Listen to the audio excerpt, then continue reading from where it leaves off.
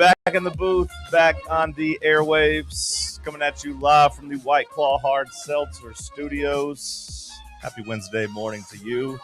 It's John Reed, Cody McClure, Sam Beard, and Bad News Bubba. Ready to talk sports and other things on this off-season edition of TalkSports. What's up, Cody? Howdy there. Good morning. It's good to be here. Good to be anywhere. Fine day here in our fair city. Good sunshine this week. I've enjoyed that. You know, it's good to go outside and get the morning sun. They say that's one of the things to start your day off with. It's good to get sun on your face. First 30 minutes of waking. That's the new science from the Joe Rogan science sphere. Seems to be a big thing among those types of guys. Gotta get sun on your face first 30 minutes. Gotta get that circadian rhythm right. The bro culture, I guess you'd call it, or the the Andrew Tates of the world, the David Goggins, the Andrew Huberman, all these guys that want you to be better men. I don't know about Andrew Tate, but that's what they tell you. Sunlight early. So when it's up and out, you can get it. And I got it. Always knew you were a bro. Yeah. We'll see if it helps me sleep. I don't know. They say it's something to do with cortisol levels too, and I don't know, man. I don't understand. I don't understand information anymore. I don't understand sources, where it comes from. I don't understand if it's true. It all sounds good. You know, they tell me I have inflammation.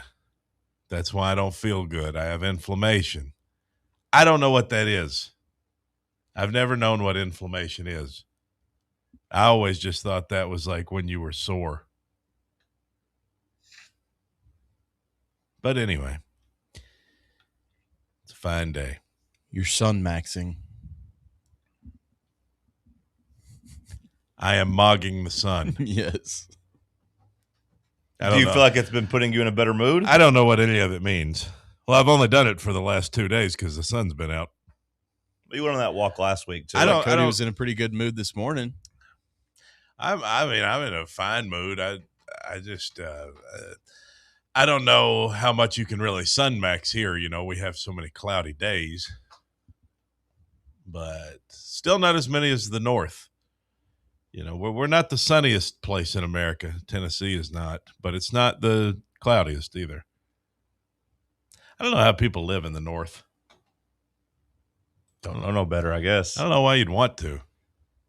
I mean, I guess the energy of like New York City is cool. Like if you were in New York City, but like why the hell would you live in upstate Wisconsin or Minnesota or Michigan or, you know, like Buffalo, New York? It's just it's home. Yeah, I mean, I guess if that's what you know. Sam, what's up with you? Not a whole lot, honestly. Long day yesterday, and then just came home, cooked a little Trader Joe's orange chicken, real simple. Watched a little Sopranos, rewatching that. Where you at? Without giving any spoilers, because I'm also rewatching that. I've seen it, but my old lady hasn't, so don't finishing spoil up season 1. Okay, pretty much like the last 2 episodes. Episode.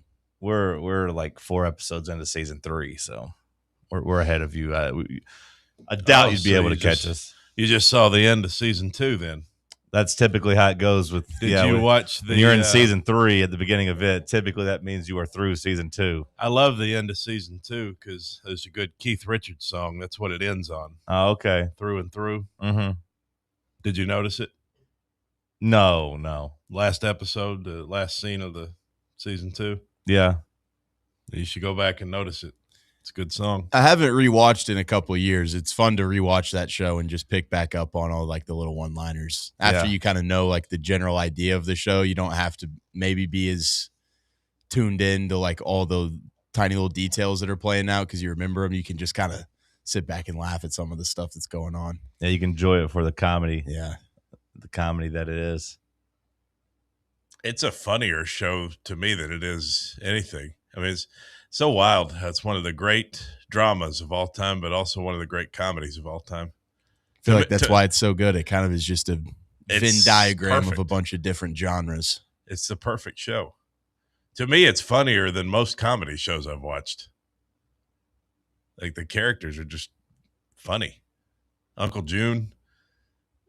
I mean, to me, it doesn't get any better. I was wondering last night. Next time you come in here, you better come heavy or don't come at all. That's funny to you? Everything Uncle June says is funny to me. I didn't think that part was supposed to be funny. I was telling him to come. Did you hear the one about the Chinese guy that shoot went him. to the Chinese guy went to the eye doctor? Yeah. Eye doctor told him he had a cataract. He said, "No, I have a Rinkin Continental." I do wonder, because last night I was in season 3, and it's when the actress who plays, Mama Soprano, she's no longer with us. That scene's just so weird, where they try to like AI blend her back in. I mean, I know it's not AI, but just they try CGI. to put her. Yeah, I know, but they try to put her back in. I do wonder if they regret that on rewatches and just being like, we could have just said she died without actually doing that, because it's just so strange seeing it. Silvio's my favorite. We just watched where, the Tony has the run in or whatever, and they all go to visit him. Gabagool, over here. Hey, don't. So far on this watch, I think I've been partial to Chrissy. I think he's my favorite. I think maybe. Bubba, top of the morning to you. How are you, friends? Hey, good morning, John. I'm feeling like a Rubik's Cube that ain't been solved yet, brother. Well, come over here. Let me spin you around. Nope. You just mixed me up even more. Let me get you in my hands and start twisting. No, thank you. Bop it. Twist Spin it. Shout it. Flick it. Come on, bop it. Did you guys see that Bird Rub Boy? it. Have you guys seen the Bird Boy? Yeah, that was my highlight of the night yesterday. Yeah. I saw it because at first it's like, oh, he's just doing, basic. But then he gets to the eagle and it's like, man. And I was like, this guy's got it. That guy's got weapon grade autism. Because he started off with the loon, and it's like, Yeah. these kids don't understand. That's a pretty good loon. He is a prodigy when it comes to these birds. Have you seen it yet, Cody? And then he gets to the owl, and then he ends it off with a mourning dove, and he does the old. Is this like I assume he's somewhere from 10 to 12 years old, but he Electric. can do every bird call. He can mimic every bird. He goes through and does like 30, and he's just like doing all these different noises. And Pulls it out. He's like, "Hey, you want a flamingo? We got it here." I mean, I you assume want he's a little doing it mallard duck? I assume he's doing it correctly. The one I know his peacock is good, because that's how I do my peacock, and I was like, "Oh, yep, that's a good one right there." I got sent this video yesterday, but I didn't have time when I got sent it to watch 5 minutes, but I am going to watch this now. It is sad because I feel the same way when somebody sent me a 4.5 minute video. I was like, really? But I was like, really? I can't sit here for 4.5 minutes. My attention span's so short now that I can't watch a 4.5 minute video. But I watched it on regular speed, didn't even speed it up. And I was like, okay, yeah, I enjoyed it. I will be watching this today at some point for sure. He's good at birds, man. I knew an autistic kid in school, and he did a lot of stuff like that too. He would do any kind of animal noise. That was his favorite thing to do. I'm watching it right now with no volume, and the Rest guy in just went peace. through like 4 birds, and then he shook it out. Like he got takes that last one out of him. He has like a stuffed animal for most of them, and then he takes it, and then he's done with one. He just tosses over his shoulder and grabs another one. Shout out to that kid. Which it's kind of sad, kind of funny. I saw I don't know if it was NBC News or 60 Minutes, but either way, they're trying to ride the wave of like, oh yeah, we already did a story of this kid in 2024, and nobody picked up on it, but it just took some viral video of him in his gymnasium to get in front of millions of people now. NBC News. Yeah, it was either NBC News or 60 Minutes. I think it was NBC 60 News. Minutes is they're on my naughty list. What they do? What they've done. You haven't seen the news? No. Fired that one guy, Scott right? Pelley's been fired Oh, no, I didn't see that. after he spoke up to management. What did he speak up about? Apparently, What was his gripe? CBS News fired Pelly a day after he allegedly said the editor-in-chief Barry Weiss was, quote, murdering the show. Pelly criticized the program's leadership during a meeting Monday, and in a termination notice, apparently this guy, the boss, with no traditional broadcast news experience, accused Pelly of carrying out an ambush against him. So Scott Pelly said, this guy don't know what the hell he's doing. He's murdering the show. So they fired him. And then so this guy, yeah. They chose him Scott Pelly? Scott Pelly fired from 60 Minutes. More like Scott Pelly off the air. Peeled. Scott peeled. Peeled off the air. Yesterday was movie day for me. I went to the movies. What do we see? Tuner. It's a very interesting concept. I enjoyed the movie. It was one of those I had to go to Downtown West to watch. So indie film. Yeah. And it was going to be, it was pretty good though. It's about this kid. He's not a kid. He's like an adult now. He works as a piano tuner, like retuning pianos for rich people. And he's got like this ear condition where like he says he's allergic to loud noises. So he's got to be very particular. He's got to be very particular about his ears. But essentially he realizes, or he gets taught, that how to break safes. Basically, you can hear when it clicks. He's got, this really perfect ear kind of thing. So he basically becomes a safe cracker for some bad guys. And as you can imagine, hijinks ensue. But it was pretty good. I liked it. Downtown West is just a nice throwback experience to like movie theaters from the late 90s, early 2000s. Yes. Not updated. Not updated. Not updated. No renovations. Kind of like that. Yeah, no, it's nice to travel back in time. You get a different crowd there. One guy came and was trying to buy his ticket and saw that there were only 10 other people in there. He's like, nope, this is too crowded for me. I'll come back. It just left. He's like Bird Boy. He's like, I'm good. No, I need only 6 people in this theater. What the hell is this? Because it ended up being maybe 15, 20 people in there, which is way more people than I thought was going to be in there. He bought a ticket? No, you go to the front, and when he's buying it, they show you the seats. You have to pick a seat, and he saw how many seats were already taken. He's like, no, I'm good. I'm leaving. No thanks. I'm out of here. Too many stinky people. I get it. There was a guy a couple rows in front of us wearing flip-flops, and he had his flip-flops off for most of the movie just with his feet up on his, how you can kind of cross your legs. I thought that to be a little weird, but a little wild publicly. Yeah. A little public wilding out a little bit in public. But I enjoyed the movie. We'll talk some sports coming up next. Stick with us. Check out exclusive Fan Run video content on YouTube. Just search Fan Run Sports and be sure to like and subscribe. What kind of day is it? It's a White Claw day. Grab a pack, grab your friends. Everything else in life can wait. Your friends shouldn't. Let's go. White Claw. Grab life by the claw. Please drink responsibly. Hard seltzer with flavors. White Claw Seltzer Works, Chicago, Illinois. Hi, I'm Dr. Jacob Wilco at Knoxville Smiles. Have you ever wanted to improve the look of your smile? We know firsthand what the power of a great smile means to a person's confidence and health. Our team of doctors can provide you with an array of options for helping you achieve your cosmetic goals. From simply moving teeth into a better position, to reversible cosmetic bonding, to full mouth implant-supported dentures. It is our goal to help patients feel good about their appearance while achieving optimal health. Want to learn more? Call us at 865-539-1776 to schedule an evaluation, or visit us online at knoxvillesmiles.com. Located in Knoxville's historic Old City, Barley's offers great food, live music, the best draft beer selection in town, and now your new favorite place to watch sports. Their indoor projector is perfect for any weather, and they've revamped their upstairs area with more TVs to take in all of the action. Their menu features hand-battered chicken tenders, juicy burgers, fresh salads, and the tastiest pizza in Knoxville. You can enjoy their happy hour drink specials daily from open until 6 p.m. Barley's Tap Room and Pizzeria. Welcome to Axle Logistics, where excellence isn't just a goal, it's an energy. As a leading third-party logistics company, Axle is powered by an award-winning culture built on a work-hard, play-hard mentality. Here, the drive for success is contagious and hard work never goes unnoticed. Whether you're just starting out or looking to level up, Axle Logistics is the place to launch your career. Join us and take your ambition to the stars. To learn more, visit axlelogistics.com.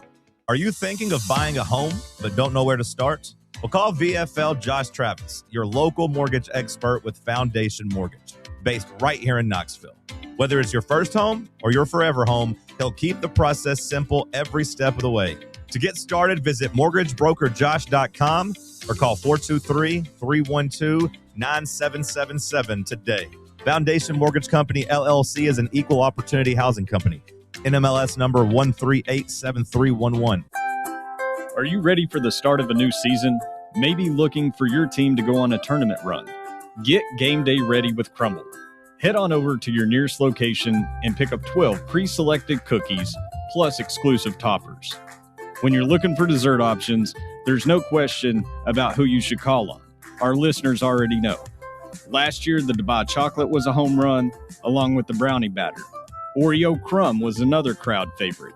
What new flavor will set the standard this season? If you're in the Knoxville area, there are 3 locations ready to serve you: Clinton Highway, Parkside Drive, and Maryville. Download the Crumble app to build your best lineup and vote on the best combos. You can even put your bid in to request a new flavor. Order in the app and slide on over to your nearest location. Tell them Fan Run sent you, and as always, it's for the fans, by the fans. Don't miss the cookies.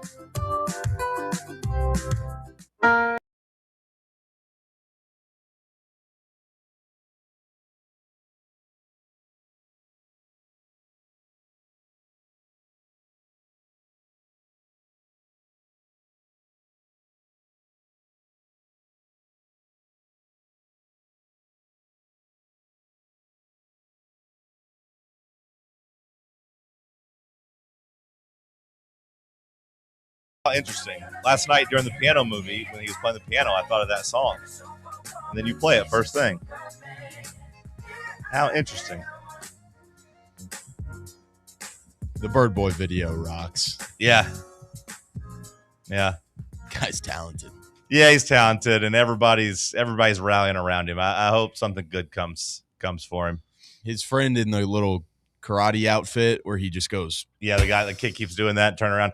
After a while, that kid started to annoy me, I'll be honest. The one that kept turning around, looking at somebody doing the same thing. At first, you ever seen the video of the actor that was going to see Osmosis Jones? And he's like an actor, he's like a kid actor from like the late 90s, early 2000s. And they just keep asking what he's looking for the movie. He's like, I'm really looking forward to cracking up. It's been a long time since a movie has cracked me up. So I'm just wanting to go and crack up. That's what I kept thinking of that little karate kid. I'll see if I can find you for reference. But yeah, after like the third time he did the head exploding thing, I was like, okay, enough, buddy. Enough. Cody, what's your biggest sports story today? Is it the NBA Finals starting? Yeah. Or is it CBS Sports furthering the narrative nationally about Faison Brandon being in position to win the starting job? Oh, I don't know. I haven't even seen that. Another day, another dollar, another story where people are saying Faison Brandon is the truth. Yeah, well, I mean, I think it's mostly about George, wouldn't you say? Interesting. I mean, You're that's such a glass half empty guy. No, I'm really not. But that's how I'm looking at this one. Is that wow? That's not how you look at it. You think Faison just? I'm choosing superstar. I'm choosing to look at it as Faison superstar. I just think that's unrealistic. Well, look, when I say superstar, I don't mean that he's going to be a superstar his freshman year. I just mean that, like, I'm choosing to look at it that Faison is the real deal. Mm-hmm.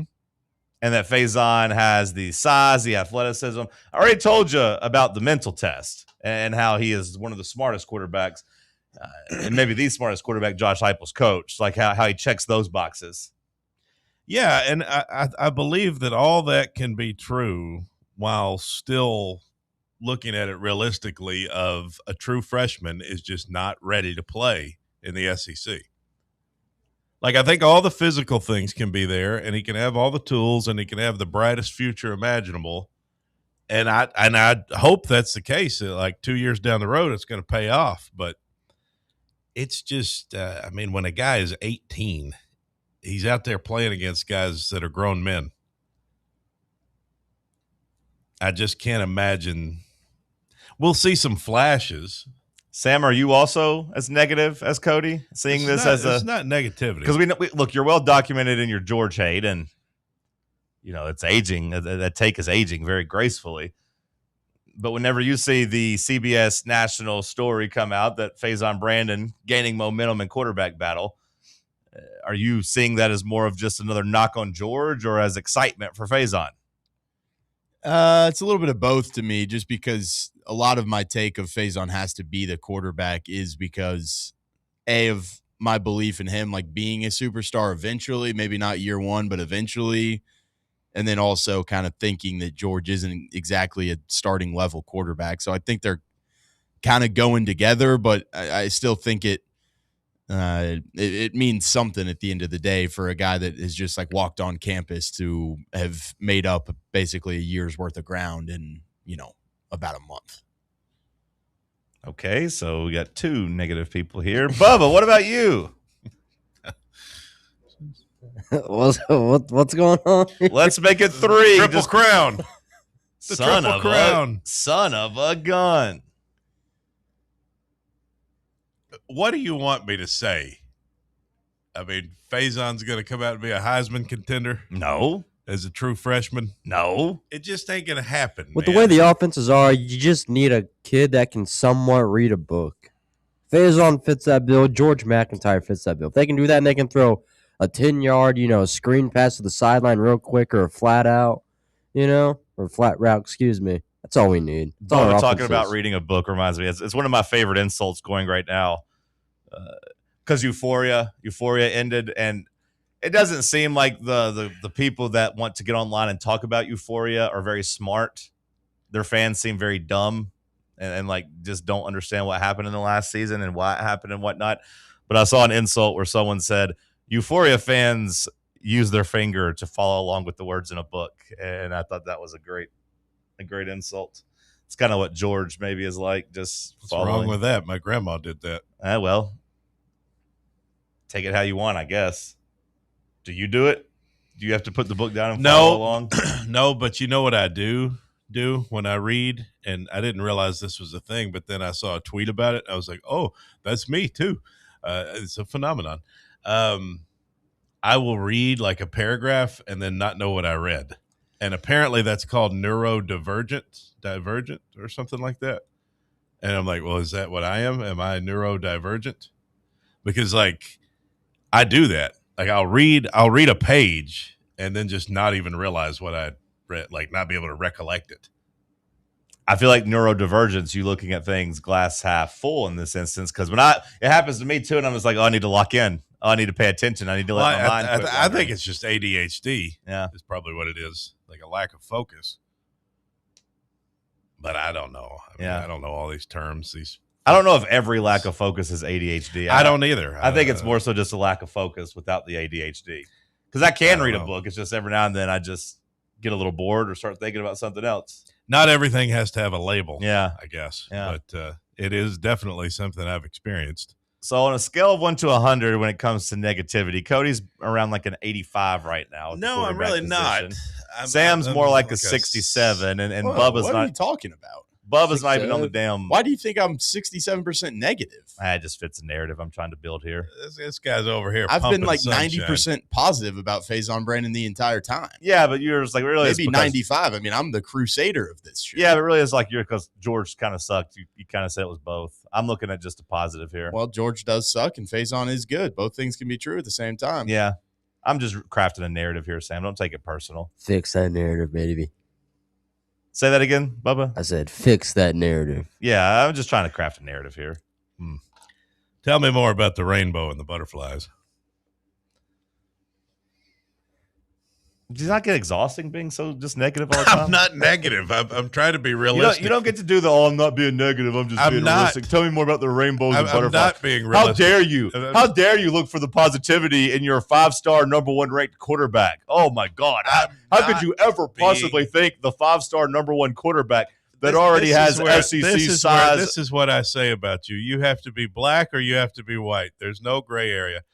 Yeah, there's no nuance. It's one or the other. I am not being negative. I'm simply saying that I don't expect a lot in terms of having one of the best quarterbacks out there in the country this year. Like I just average would be a good expectation. You're arguing against yourself at this point because first you started with the Heisman win. Me being excited about Faison has nothing to do with him winning a damn Heisman. That's a little hyperbolic. I'm just, And then you're like rainbows and butterflies. Well, what do you expect? What do you want? Adam Levine over here. You want to get everybody else's take. Why don't you give a take there? My take was that I take it as them saying that Faison is ahead of schedule, that Faison is going to be good, that Faison, it's more about him grabbing the job is the way I'm choosing to look at it. Don't tell me I don't give a take. I've been giving a take for a long damn time. And expectation-wise, what is that result? My expectation-wise is that he can play as quarterback next year as good as Joey Aguilar played quarterback next year. That's your expectation? That's my expectation. That's the floor for me. Okay. The way they babysat Joey and wouldn't let him throw things, I imagine they'll treat, Faison a little bit like that at the beginning of the year. But I think he'll be able to do the same stuff Joey did. I just want it to be clear where we all stand. Yeah. Come out there, hit some deep balls. Now, I don't think it's going to look the same, obviously. No, I mean, he's going to look like a guy with no experience. Well, no, I don't even say that. I just think there's going to be more athleticism involved in it. So you think it's going to look better? I think there's going to be more arm strength in it. Okay. I don't think the deep ball is going to be as good as Joey's was early on in the season. We might have to hit more slants in year one than the deep, shots down the field. I'll reserve judgment for the Georgia Tech game. We get to Georgia Tech, I'll see how I feel after that game.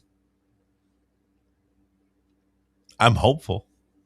When I see the updates, though, I'm choosing to look at it as positivity. Okay. Hell, either you believe in Heupel with his quarterbacks or not, Cody. Which one is it? I go back and forth. No going back and forth. Give me a take. Isn't that what you said? Tell me what you feel. Don't sit on that fence, big boy. I didn't pick say one. I never said I wanted to give a take. Pick One, big you boy. You just wanted to paint me as Mr. Negative. Well, yeah, you wanted my thoughts clear. Make your thoughts clear. I think Faison's going to struggle. And that means? I think he's going to struggle, and I think he's going to get better. What does it mean to struggle? I'm not going to pump another freshman to come out and begin the year like we did. We did it with Nico. We did it with Nate Ament. It's going to take a little time. Nico went 10-2 and took us to a playoff. You wouldn't take that for, of course, yeah, for Faison? Of course. But I'm just saying it's going to take some time. The first half of the season is going to be rough. We're going to take some L's. We're probably going to lose to Texas. It's not going to be smooth. It's going to be rocky. My hope is by November, maybe we got something. This is gross. Trying to be realistic. There's other people on the team here. Big bad Deshaun Bishop. Ever heard of it? Yes. Braylon Staley. I don't know if you heard. Good point, Bubba. I don't know if you heard. The second most important position on the team we're not going to have either. Our line. We're going to be inexperienced there, too. What's our second most important position? A pass rusher. We don't care about that. We're not going to have a pass Nothing rusher over either. 25 yards at a time. I think we'll have a good offensive line. Yeah. I like Bishop.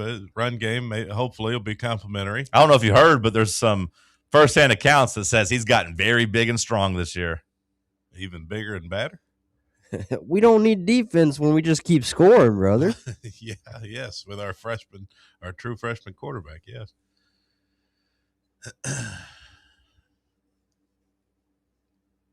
You wanted to see Trevor Lawrence in orange. Here's your chance, buddy. Yeah, maybe. I hope so. Yeah, I mean, you can look at it any way you want to look at it. I mean, I think we're going to have some deficiencies, but there are some good things as well. You can look at it however you want to look at it, and you're choosing to look at it glass half empty. The positives, you want positivity. The offensive line, maybe the best in the conference. The new strength and conditioning coach has gotten us to a level where we're bigger, faster, and stronger. Defense couldn't possibly be any worse. But, yeah, I mean, there's question marks. Quarterback and pass rusher. Two important spots.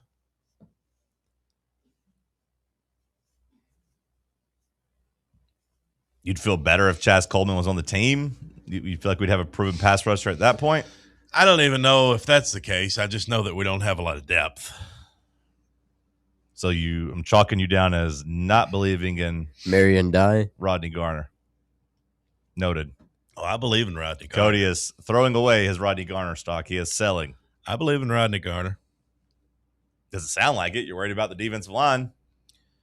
Well, it just depends on if we have some names emerge. We don't have names on paper.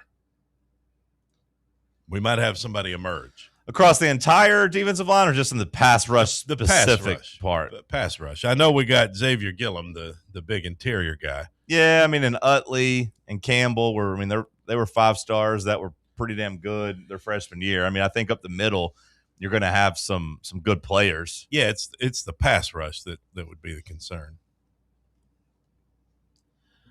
But if we have some of these hybrid guys that come off the edge, you might make up for it there, where you maybe you don't have any standout true defensive ends, but you do have some pretty good linebackers.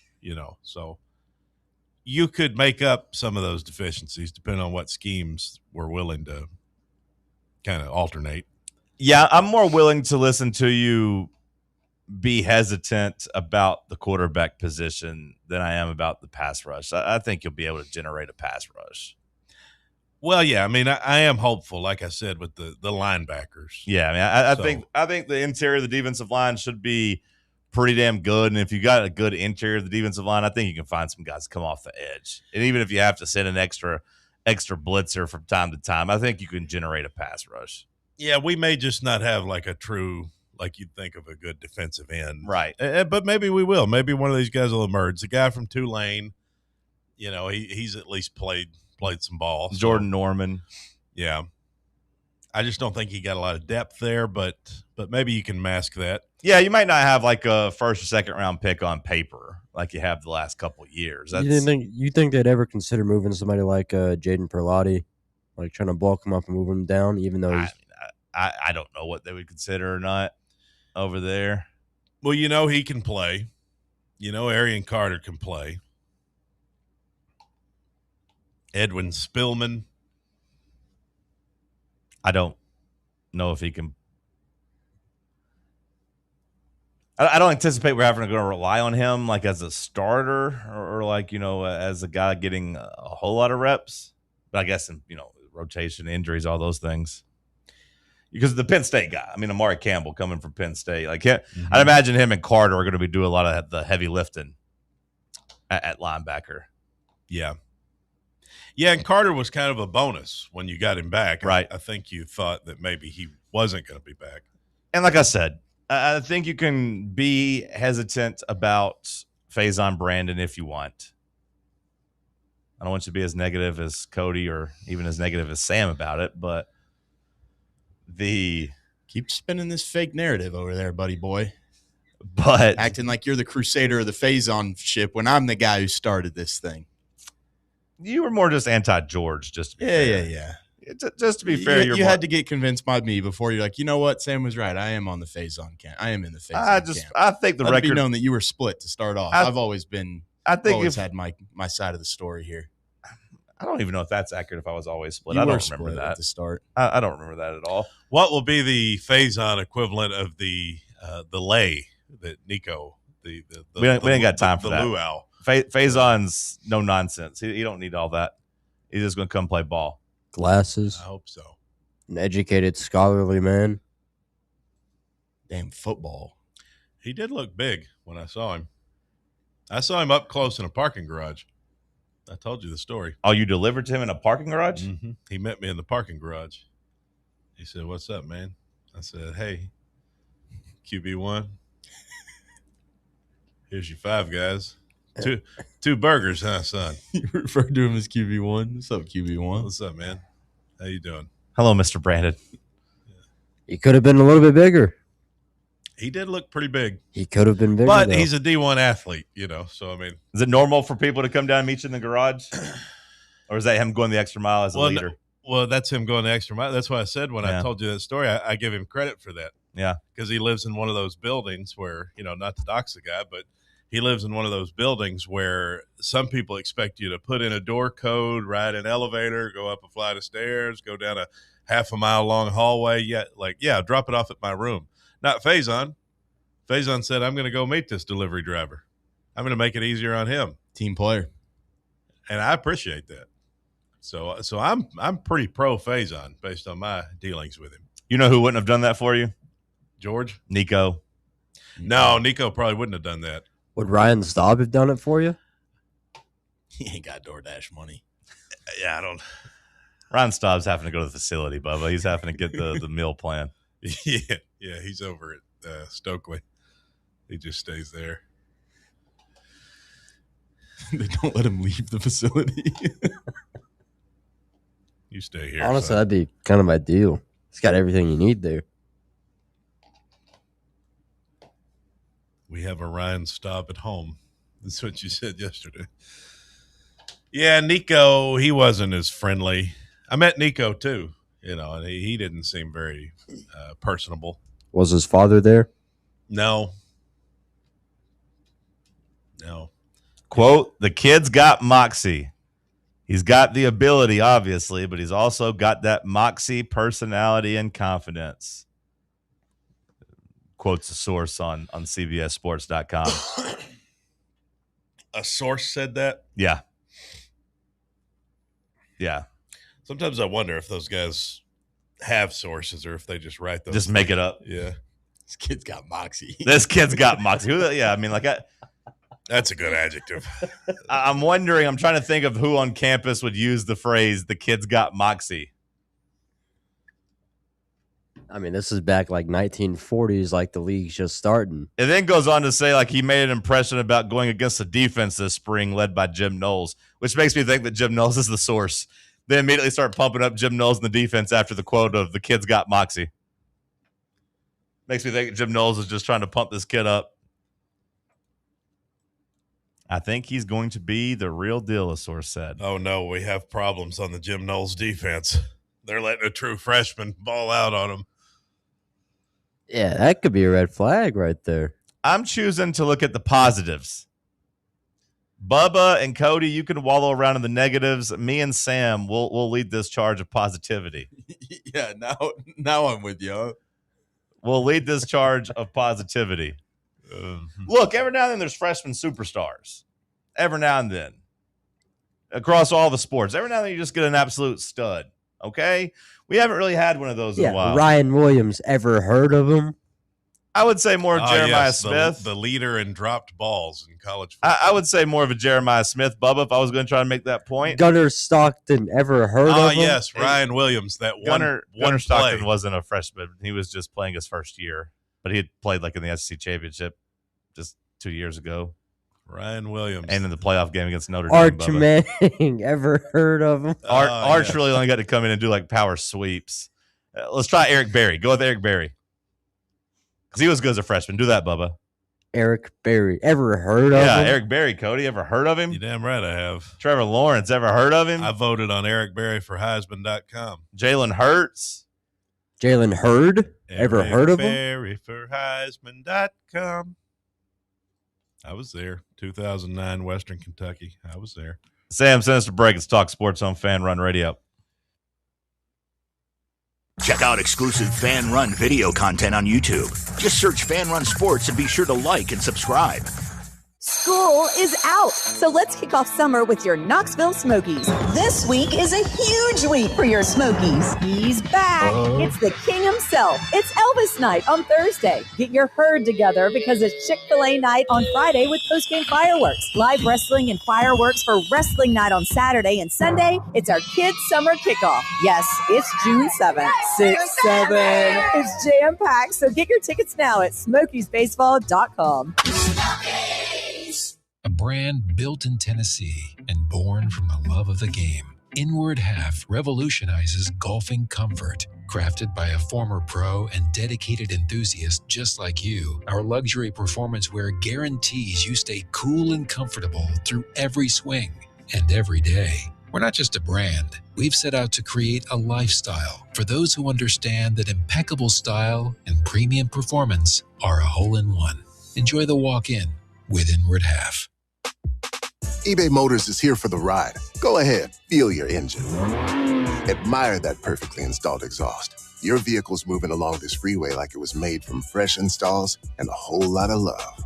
With eBay Motors, you get over 122 million parts to keep it running. And with eBay Guaranteed Fit, they'll be the perfect fit every time. Plus, at these prices, well, we're burning rubber, not cash. Keep your ride or die alive at ebaymotors.com. Eligible items only. Exclusions apply. Citizens National Bank. Life is more fun with a Good Life account, offering extra benefits, including bank travel. Experience the trip of a lifetime to Ireland.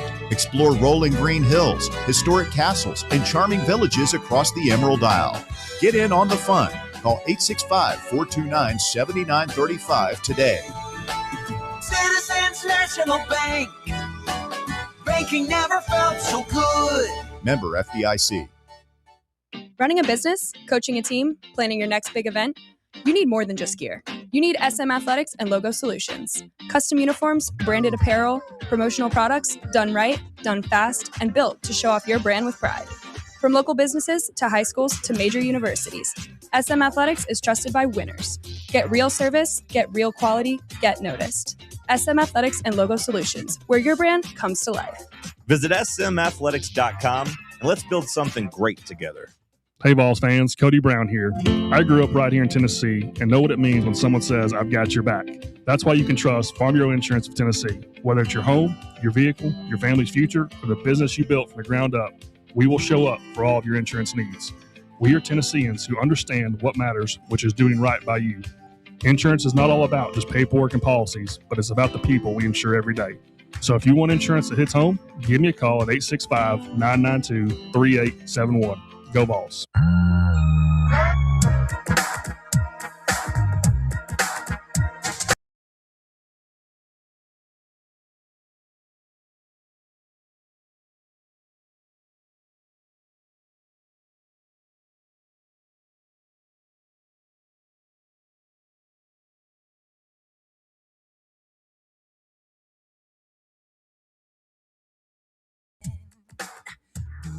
I just want to get that on record.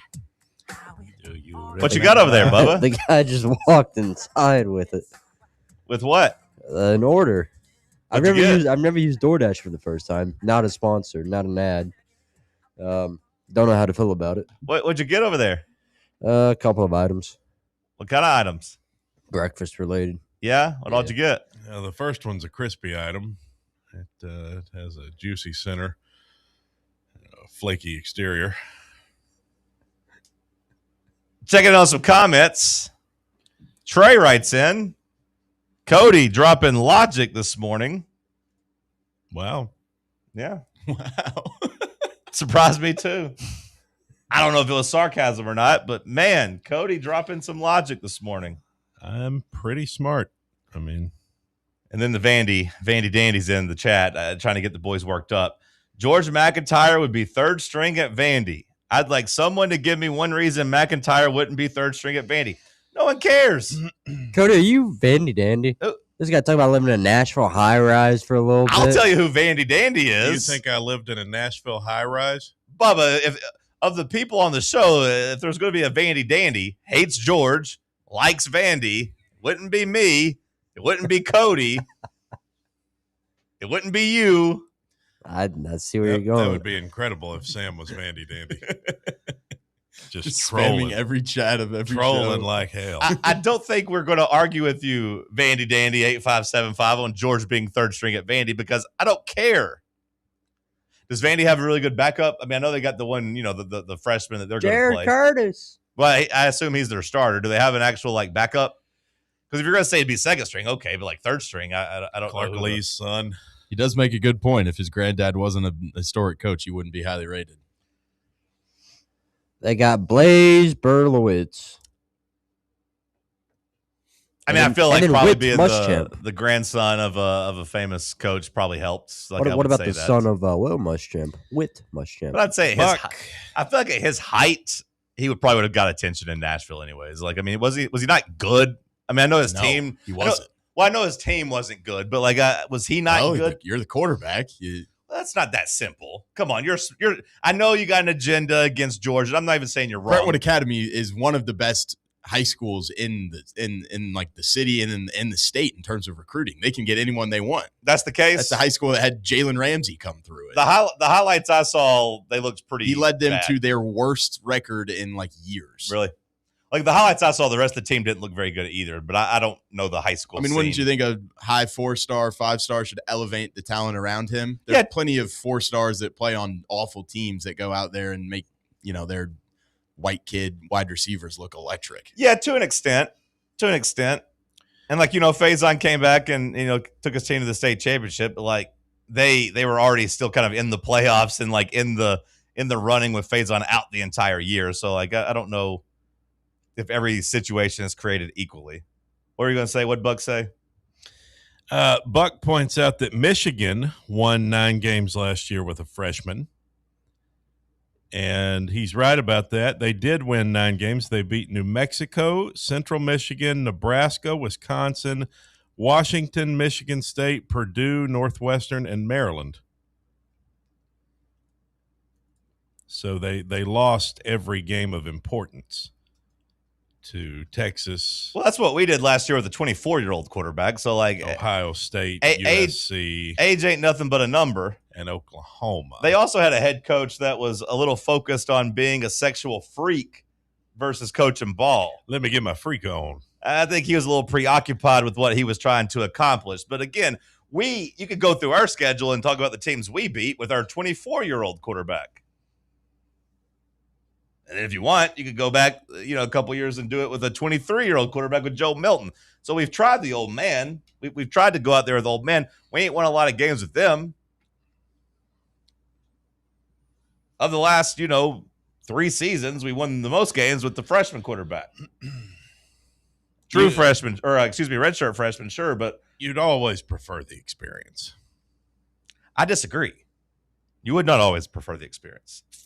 The experience is the most important factor. We discussed this last Ryan Staub, here we go. Talent. Talent is the most important factor. We discussed this last year with Brooks Austin, and you said as much when we were discussing it. Brooks pointed it out to you that experience is the number one factor when you look at quarterback success. If everything is equal, sure, but no, talent is the most important thing.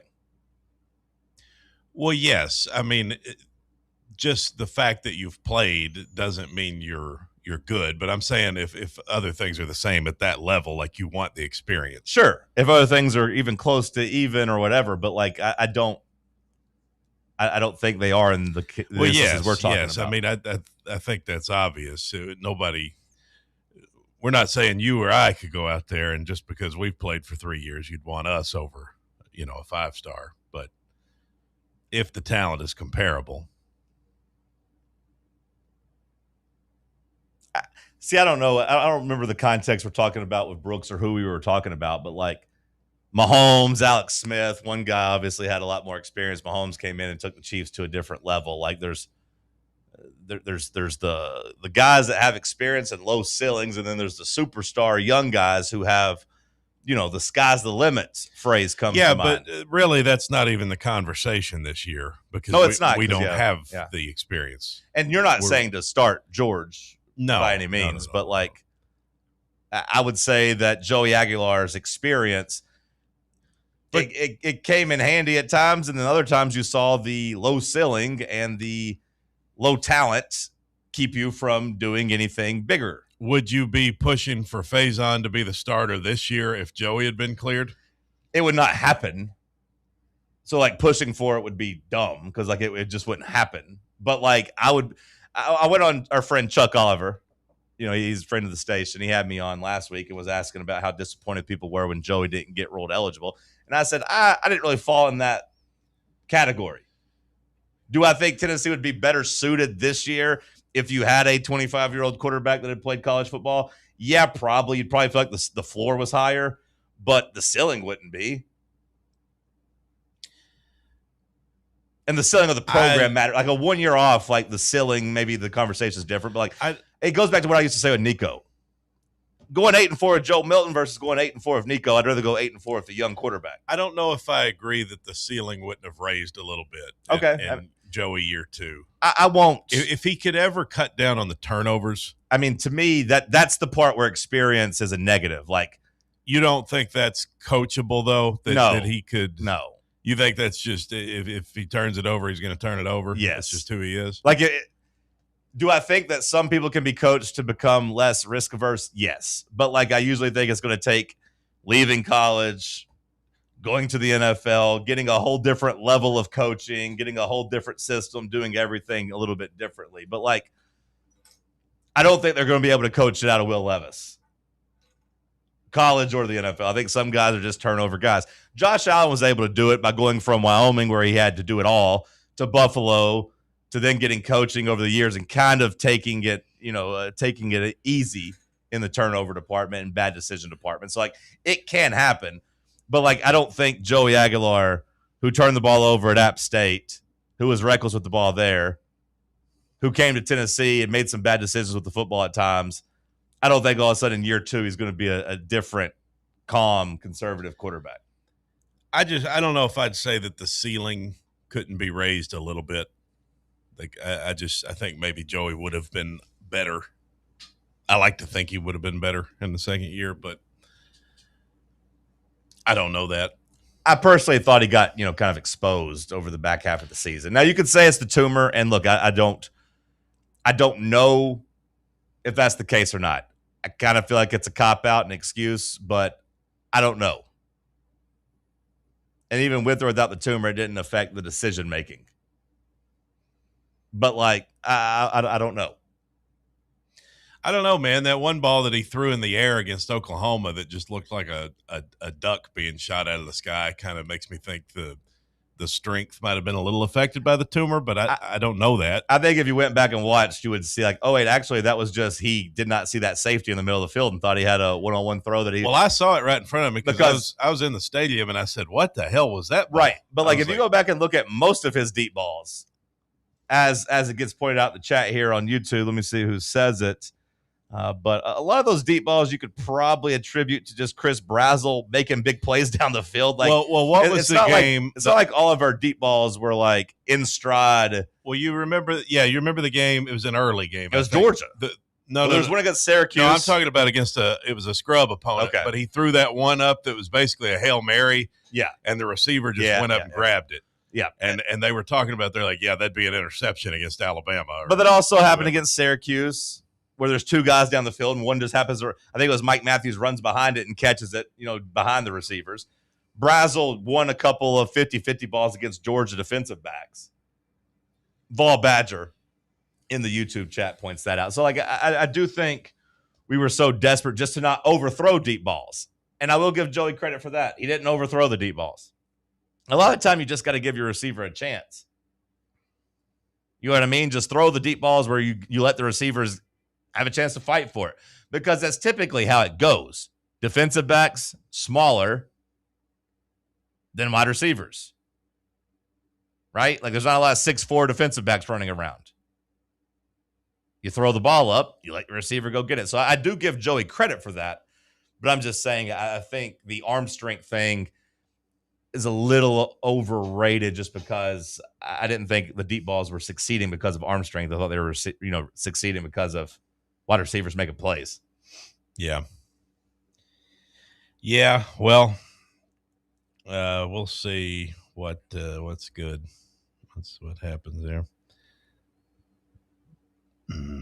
Matt in chat says he starts positive in June and then gets negative as it gets closer.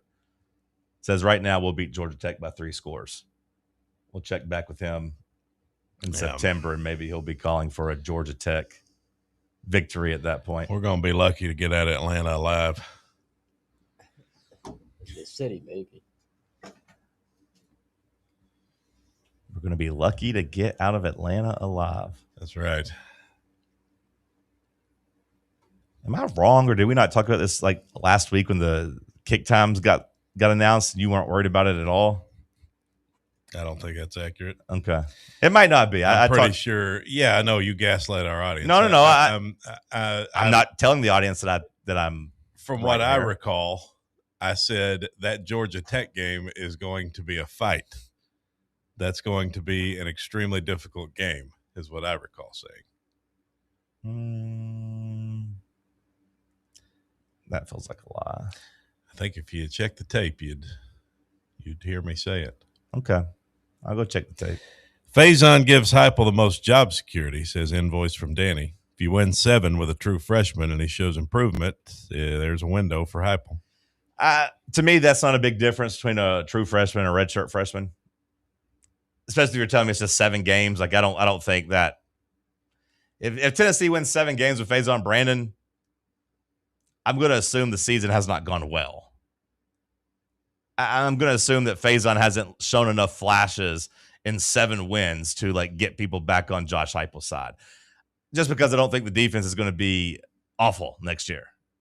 I don't think you're going to win 7 games because you're losing 52-49. So I don't know if I agree with that take there. 7 wins with or without Faison.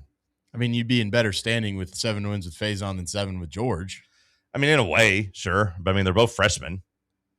Yeah, I still think it's just like you can only win 7 games with a guy that's been in the system for a year. I think you start to have questions versus a guy that just rolls into campus and wins 7 games. Yeah, I mean, sure. But it's not like you got like a long runway with one guy and a short one with the other, like, you know, freshman versus junior or senior. Like both of them could theoretically still play 4 years of ball is all I mean there.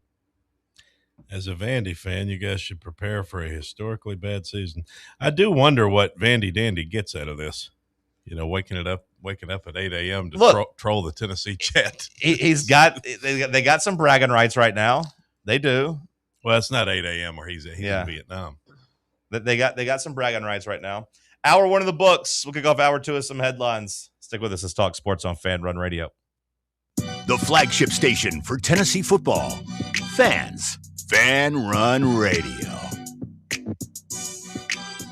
Are you thinking of buying a home but don't know where to start? Well, call VFL Josh Travis, your local mortgage expert with Foundation Mortgage, based right here in Knoxville. Whether it's your first home or your forever home, he'll keep the process simple every step of the way. To get started, visit mortgagebrokerjosh.com or call 423-312-9777 today. Foundation Mortgage Company, LLC is an equal opportunity housing company. NMLS number 1387311. You're listening to FM 105.7 and AM 1340, WKGN Knoxville, and W289CU Knoxville. Fan Run Radio. You served behind the desk. You served in combat. You did 4 years and got out. You were drafted. You gave 20 years. You gave exactly what your country needed. And so did you. When you raised your hand and swore an oath to your country, when you put your name on a dotted line, you became part of only 1% of Americans who did the same. You are a veteran. You are a veteran. You are a veteran. Because no matter when, where, or how you served, you made a sacrifice for your country, and you deserve support. If you're struggling with life after service, don't wait. Reach out. Reach out to a loved one, to a fellow veteran, to VA. Find resources at va.gov/reach. Brought to you by the United States Department of Veterans Affairs and the Ad Council.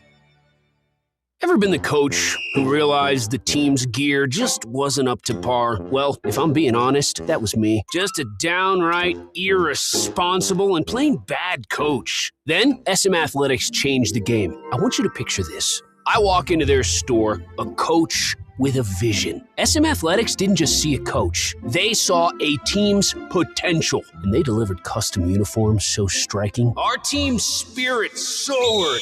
From cutting-edge apparel to top-notch equipment, SM Athletics transformed our presence. No more unreliable online orders or envying the other team's style. SM Athletics stands for quality, design, and on-time delivery every time. Coaches, elevate your team with SM Athletics. Call 865-966-3434 or visit smathletics.com. Get the best for your team, delivered right and on time. So, elevate your team's game by contacting SM Athletics today. School is out, so let's kick off summer with your Knoxville Smokies. This week is a huge week for your Smokies. He's back. It's the king himself. It's Elvis night on Thursday. Get your herd together because it's Chick-fil-A night on Friday with postgame fireworks, live wrestling and fireworks for wrestling night on Saturday, and Sunday, it's our kids' summer kickoff. Yes, it's June 7th. 6-7. It's jam-packed, so get your tickets now at smokiesbaseball.com. Located in Knoxville's historic Old City, Barley's offers great food, live music, the best draft beer selection in town, and now your new favorite place to watch sports. Their indoor projector is perfect for any weather, and they've revamped their upstairs area with more TVs to take in all of the action. Their menu features hand-battered chicken tenders, juicy burgers, fresh salads, and the tastiest pizza in Knoxville. You can enjoy their happy hour drink specials daily from open until 6 p.m. Barley's Tap Room and Pizzeria. Scottie From Pippen 7 a.m. reportedly, to quote, 10 a.m. beyond livid at Michael Jordan for portrayal in The Last Dance. You're listening to Talk Sports. He's upset. You have Horace Grant ripped MJ. Lie. If MJ had a grudge with me, let's settle it like men.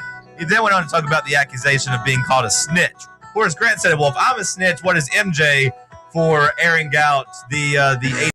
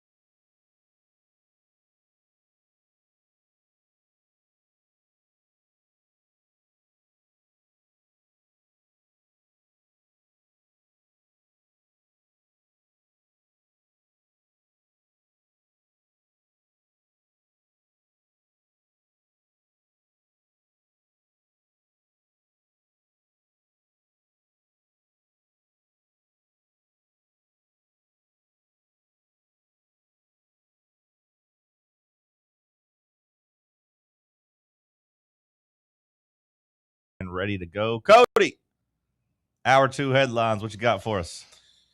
Thank you, John. Are we back on the air? We are back on the air. We're ready to go. Okay. Well, Karen Bass has advanced to a November runoff in the L.A. mayoral race.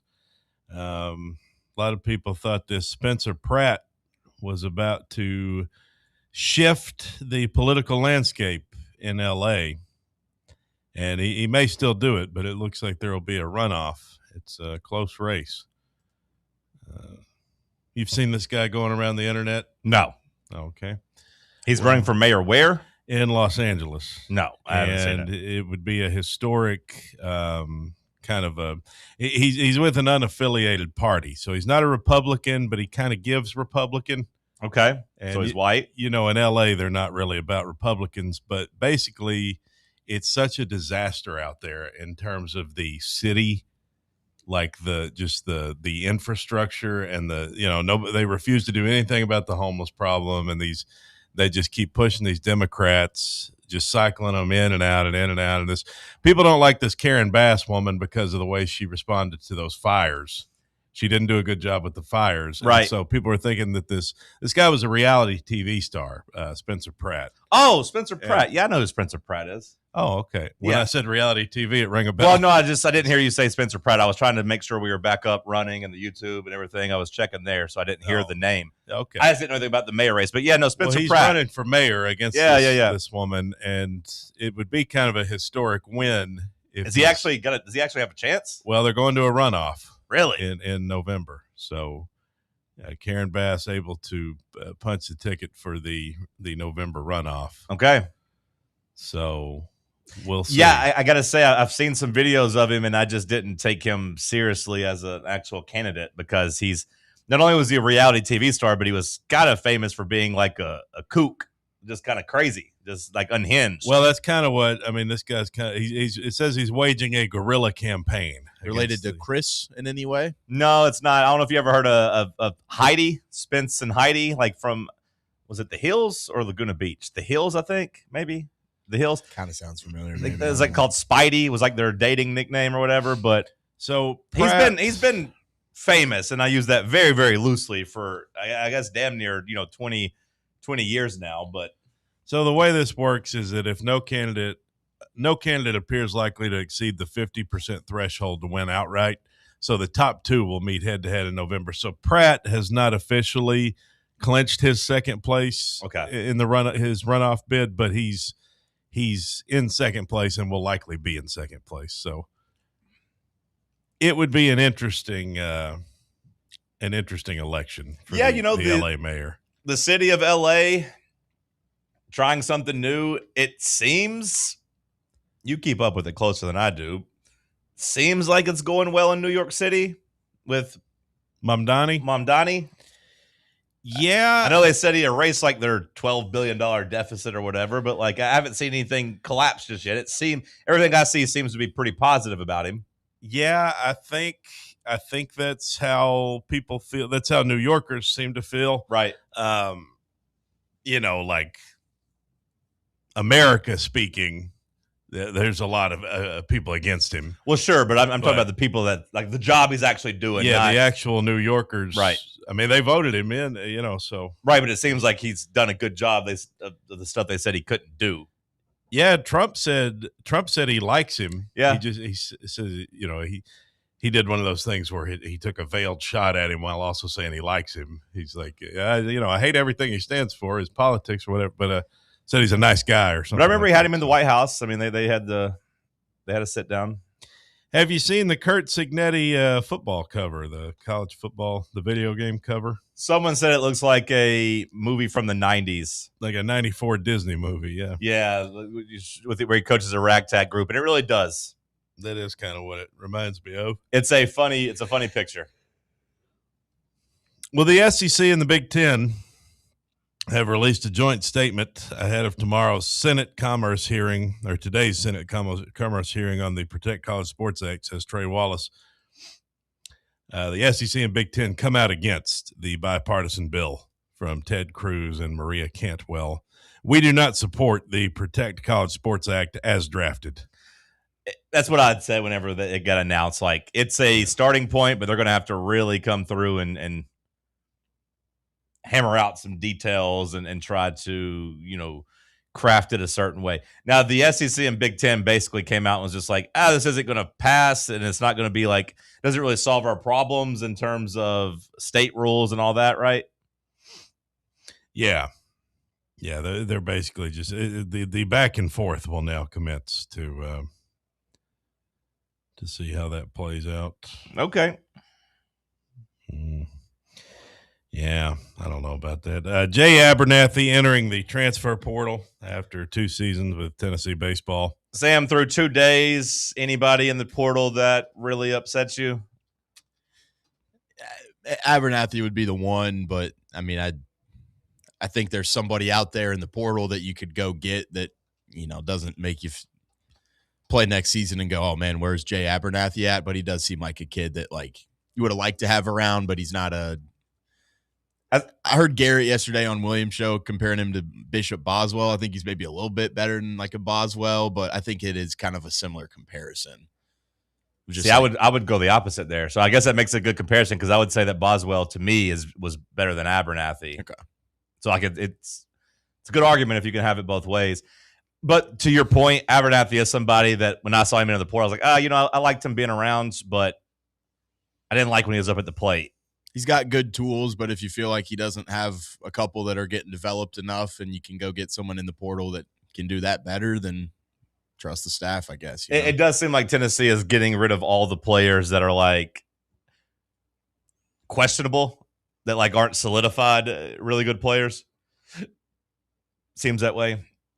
Big news yesterday for the baseball team was Cam Appenzeller saying like, "Hey, I'm running it back. I'll be here." Yeah, that's what I was going to say. Is like I think the priority should be, hey, let's get Appenzeller, Grinlinger, Levi Clark, those kind of guys. Get those guys nailed down, and then you turn your attention to Jay Abernathy, and he says, "You know what? I'm kind of want to go find somewhere else." Then he's not the priority A or B type of guy. Landon Mack also says he's coming back for a second season. So the Mack is back. You get the Mack attack back, and maybe that's your 1-2 with him and Appenzeller. I don't know if you'll go out and try to spend a bunch of money on pitching or just try to fix the lineup or what you do. Will Haas also says he's returning. So you had some guys, so far, it seems like the guys you wanted to prioritize, you're able to kind of keep them so far. You've lost some of the names maybe that's been in the program a couple of years, but names that were frustrating. I think it's good that you've gotten this many like big-time players already committing to next year like this fast too, not letting them like linger around. You get some agent or some other program being like, hey, I could get you a better offer over here. Like, I imagine Tennessee went to them, said, hey, what's your number? They gave it and they said, cool, let's stay. I think that just shows like those kids' belief in Elander is the future too, not being like, it was kind of an up and down year. I could probably go somewhere else that might be a little bit more stable. Yeah, especially if you're someone like Appenzeller who didn't necessarily have the best end of the season, right? Like, I mean, his last outing was good, but really the last month and a half, he got rocked for most of it. So it would have been easy for him to say, you know what, I'm going to go somewhere else. This isn't exactly what I signed up for. And I think, too, like a huge aspect of this with like the MLB lockout potentially. Like I think there's a lot of kids that may not want to go pro or maybe, kids that you have in your recruiting class that don't go sign with a team. So I think that's a big opportunity for this staff to go out there and put together a really good portal class. Yeah, it's interesting. You won't have as many guys leaving early. There's just more of a decision to make, I think. There'll still be people that leave, but. Well, how about FIFA? Block booking hotel rooms across the U.S. to create artificial demand and drive up prices for football fans, soccer fans. They've now canceled all the block bookings. This FIFA ticket scandal, you've read into any of this? I've seen it been discussed. I mean, just these people. Is there a chance that the World Cup is like a complete flop in the U.S.? It's like logistically, it just sounds like a complete nightmare. It sounds like it's been nothing but a clown show so far. I mean, it's. What do you mean by complete flop? Just a logistical disaster where people are these people that have to, take a train Well, the 2 hours one way or something. The ticket prices and the hotel situation being the two main things, like it's been a disaster. Like, I just wonder if there's going to be a lot of international people that come travel here thinking it's going to be like a very easy thing to get around to and go to and get a ticket. And then they're like, I got to watch every game at a bar. I got to Uber everywhere. I got to Uber everywhere. Well, it reminds me of. I'll just take the train from Cincinnati to Los Angeles. Good luck. Was it the 2016 Olympics at this point? Where like it was in Brazil. Was that 20? Was that? Surely that was all the way back in 2016. But like, you know, it talked about how awful that was going to be. Oh, there's dead bodies washing up on the beach, and oh, they don't have hotels. And then it actually came and went, and the only controversy we had was Ryan Lochte got arrested and lied. Brazil, yeah, Rio. Yeah, and like the only controversy we had was Ryan Lochte and his crew got arrested and like almost went to jail for lying and fabricating some story about getting robbed. Like that was the only controversy. So like I kind of feel the opposite, Sam, where I think we're going to freak out and then it's going to come and everything's going to be fine. Well, it is going to be a nightmare logistically to those people who are used to being able to travel. But I met these German people when I was out in L.A. I was in the pool. Yeah. Me and Mom were down at the pool, and I met these German fellas that were there hanging out, and I was just talking to them, you know, poolside about their experience or whatever. They said, yes, it's our first time in America. I don't know how Germans talk, but nine. And they were saying they were taking a train from LA to San Francisco. And I was asking them all about that. And I was like, are you sure that's what you want to do? They're like, oh, yes, it's supposed to be a simple, easy train ride. I'm like, I don't think there's such a thing in America. LA to San Francisco on a train sounds miserable. Well, I know Amtrak came out and put out basically a graphic showing they have all the paths you need to bounce around from these games. That's going to be longer rides, but Amtrak is like, hey, here's, you know, it's not an official sponsor of the World Cup. So we like, don't we're not do anything efficiently. What about culturally too? Like when they go to eat at these restaurants, people are like, "No tip." What the heck? Well, I saw in Atlanta. I saw that one. Yeah. Yeah, I saw in Atlanta, Bubba, that one place was catching some flack for they're going ahead and just putting 20% on for gratuity of all parties, like during the World Cup rush, which I think is completely fair. I think those people would be kind of used to it. Well, yeah, but also like if you're an American that's you know a local Atlanta person, like you know it's 20%. It's not going to break you.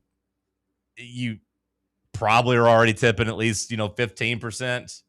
But B, like it is protection for all the workers who are going to have tourists in that don't usually tip. So like it, I kind of understood why Atlanta did that, but they've already kind of started that dialogue, Bubba. And one more headline for you. The Black Crowes were booed after their show in Tampa the other night after Chris Robinson fired back at the USA chants from the crowd. Have you seen this going around? No. The Black Crowes were doing a show in Tampa, and the crowd started chanting USA, USA, because the crow up on the screen was like red, white, and blue. And when the crowd started chanting USA, USA, Chris Robinson went at him. He's the lead singer of the Black Crowes. Mm-hmm. He went at him, and he's like, "What do you have to be so proud about?" So is he American or is he? Well, I mean, yeah, but he basically went on an anti-American tirade to the crowd. He said, "I don't know what you have to be so proud of right now. For those of you effing booing us, some of us are not afraid, and we most assuredly are not ignorant." And anyway, people in the crowd began to leave. There's a lot of videos of the crowd walking out on the Black Crowes. So this has become quite the political firestorm for the Black Crowes the last couple days. Seemed kind of rude to diss the crowd for chanting USA. Yeah, it's weird how things change symbolically. Yeah, I know. It's like chanting USA now makes you like a Republican Trump supporter. Yeah, and the American flag kind of has. If you fly the American flag outside of your house, there's a good chance people are going to feel that way about you too. It's weird how symbolically it's kind of that has changed. It's kind of crazy to me. But anyway, so the Black Crowes are under fire for that. Also, Texas A&M baseball under fire. I I'll save that one for I don't you. really know anything about about the Black Crows. I love the Black Crows because it's two brothers, Chris and Rich Robinson. Wait, they're not even named Crow?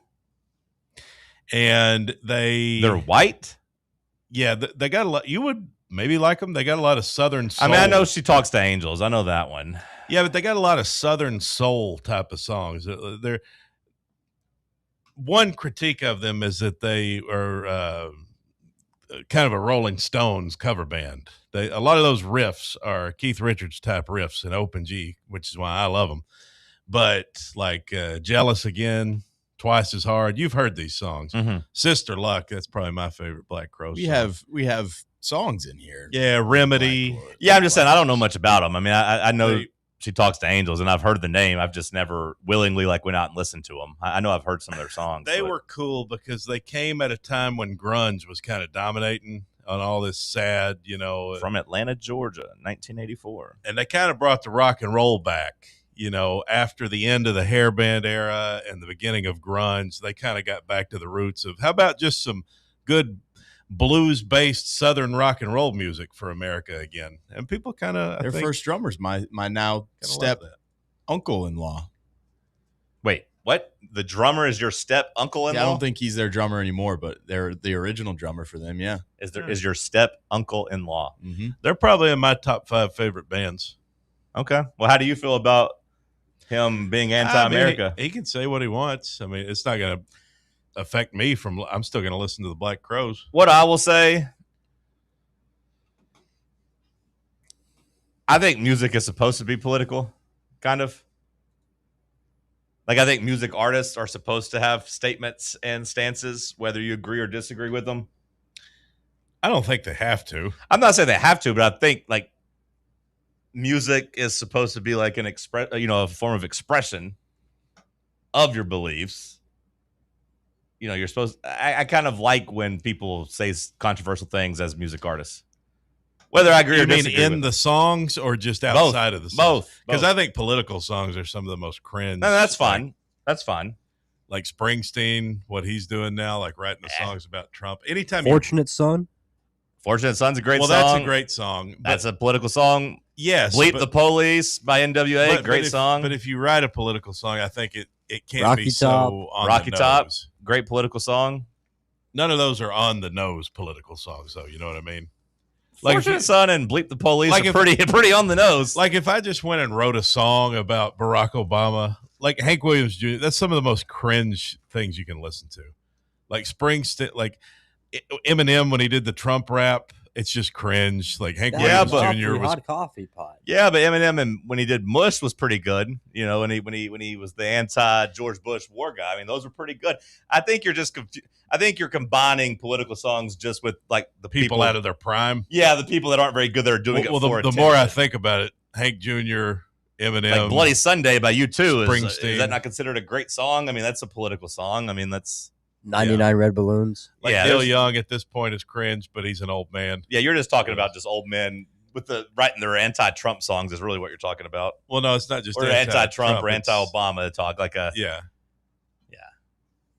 I think political songs are great when done properly. Yeah, on both sides. Maybe when done at the peak of the artist. Yeah. Sam, send us to break. We'll come back. We'll do a little house cleaning, try to get reset. Computer good, everything good now. Power's back on. Appreciate everything. Is your yard starting to look more wild than welcoming? Yeah, don't let your landscape be that house on the block. At ECR Total Landscapes, we make sure your outdoor space is something you're proud of. From de-weeding flower beds to leaf blowing, trimming, mulching, and more, completely customizable to your property's specific needs. We'll handle it all. Why spend your weekends sweating it out in the yard when you can just sit back and enjoy it? That's the ECR difference. And right now, new customers can get 10% off your first month of our monthly maintenance package when you sign up for a full calendar year. That's right. Consistent, reliable service at a price that makes it easy to get started. No sweat, no hassle, just a better looking lawn week after week.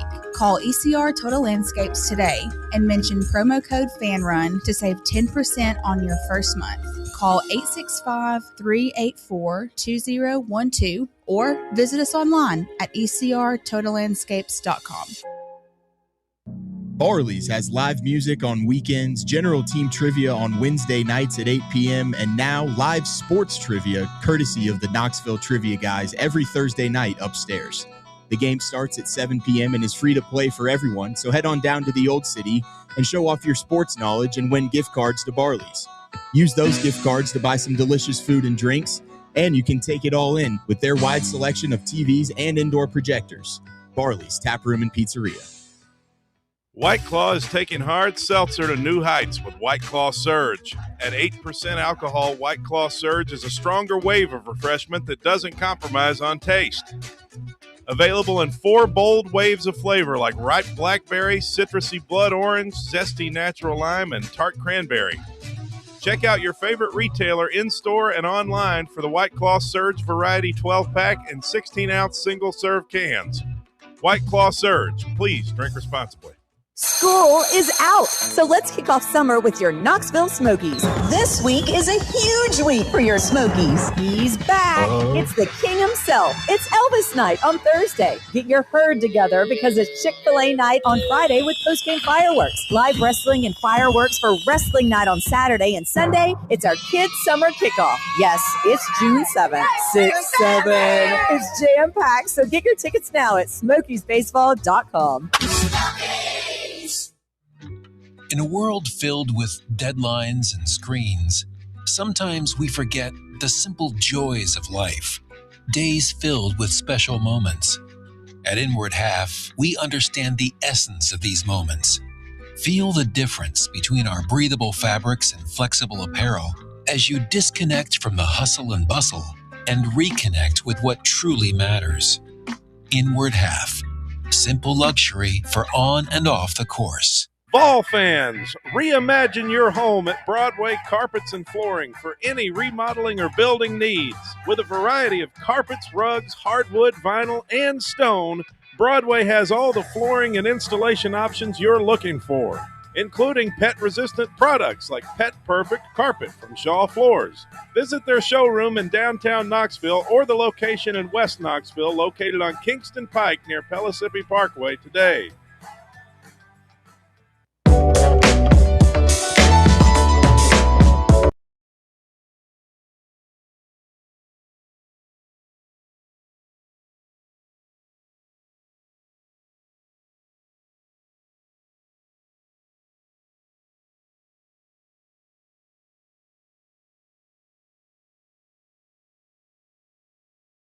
From 11warriors.com. That's the Ohio State website. It includes a quote from Jim Knowles talking about an Ohio State freshman having, quote, moxie. Oh, no. So maybe Jim Knowles, we cracked the case there. He is the source there talking about Faison Brandon's moxie. They've done a fantastic job implementing the Jim Knowles defense. Also, I got to say, towards the end of hour one, you might have heard me threaten Bubba. I do got to give Bubba shout-outs. Bubba did have me a chicken biscuit. So thank you, Bubba. Thank you, Bubba. There's a huge biscuit gate because, as Cody understands, when it was just us here, I don't play by the rules. So if I found that biscuit somewhere else than like in his stomach, then it'd be my biscuit at that point. I'm kind of a bad boy when it comes to biscuits. I don't really follow the rules. This one here is in my mouth. Well, I can't take it the next morning, you know. So thanks for that. Appreciate you, Bubba.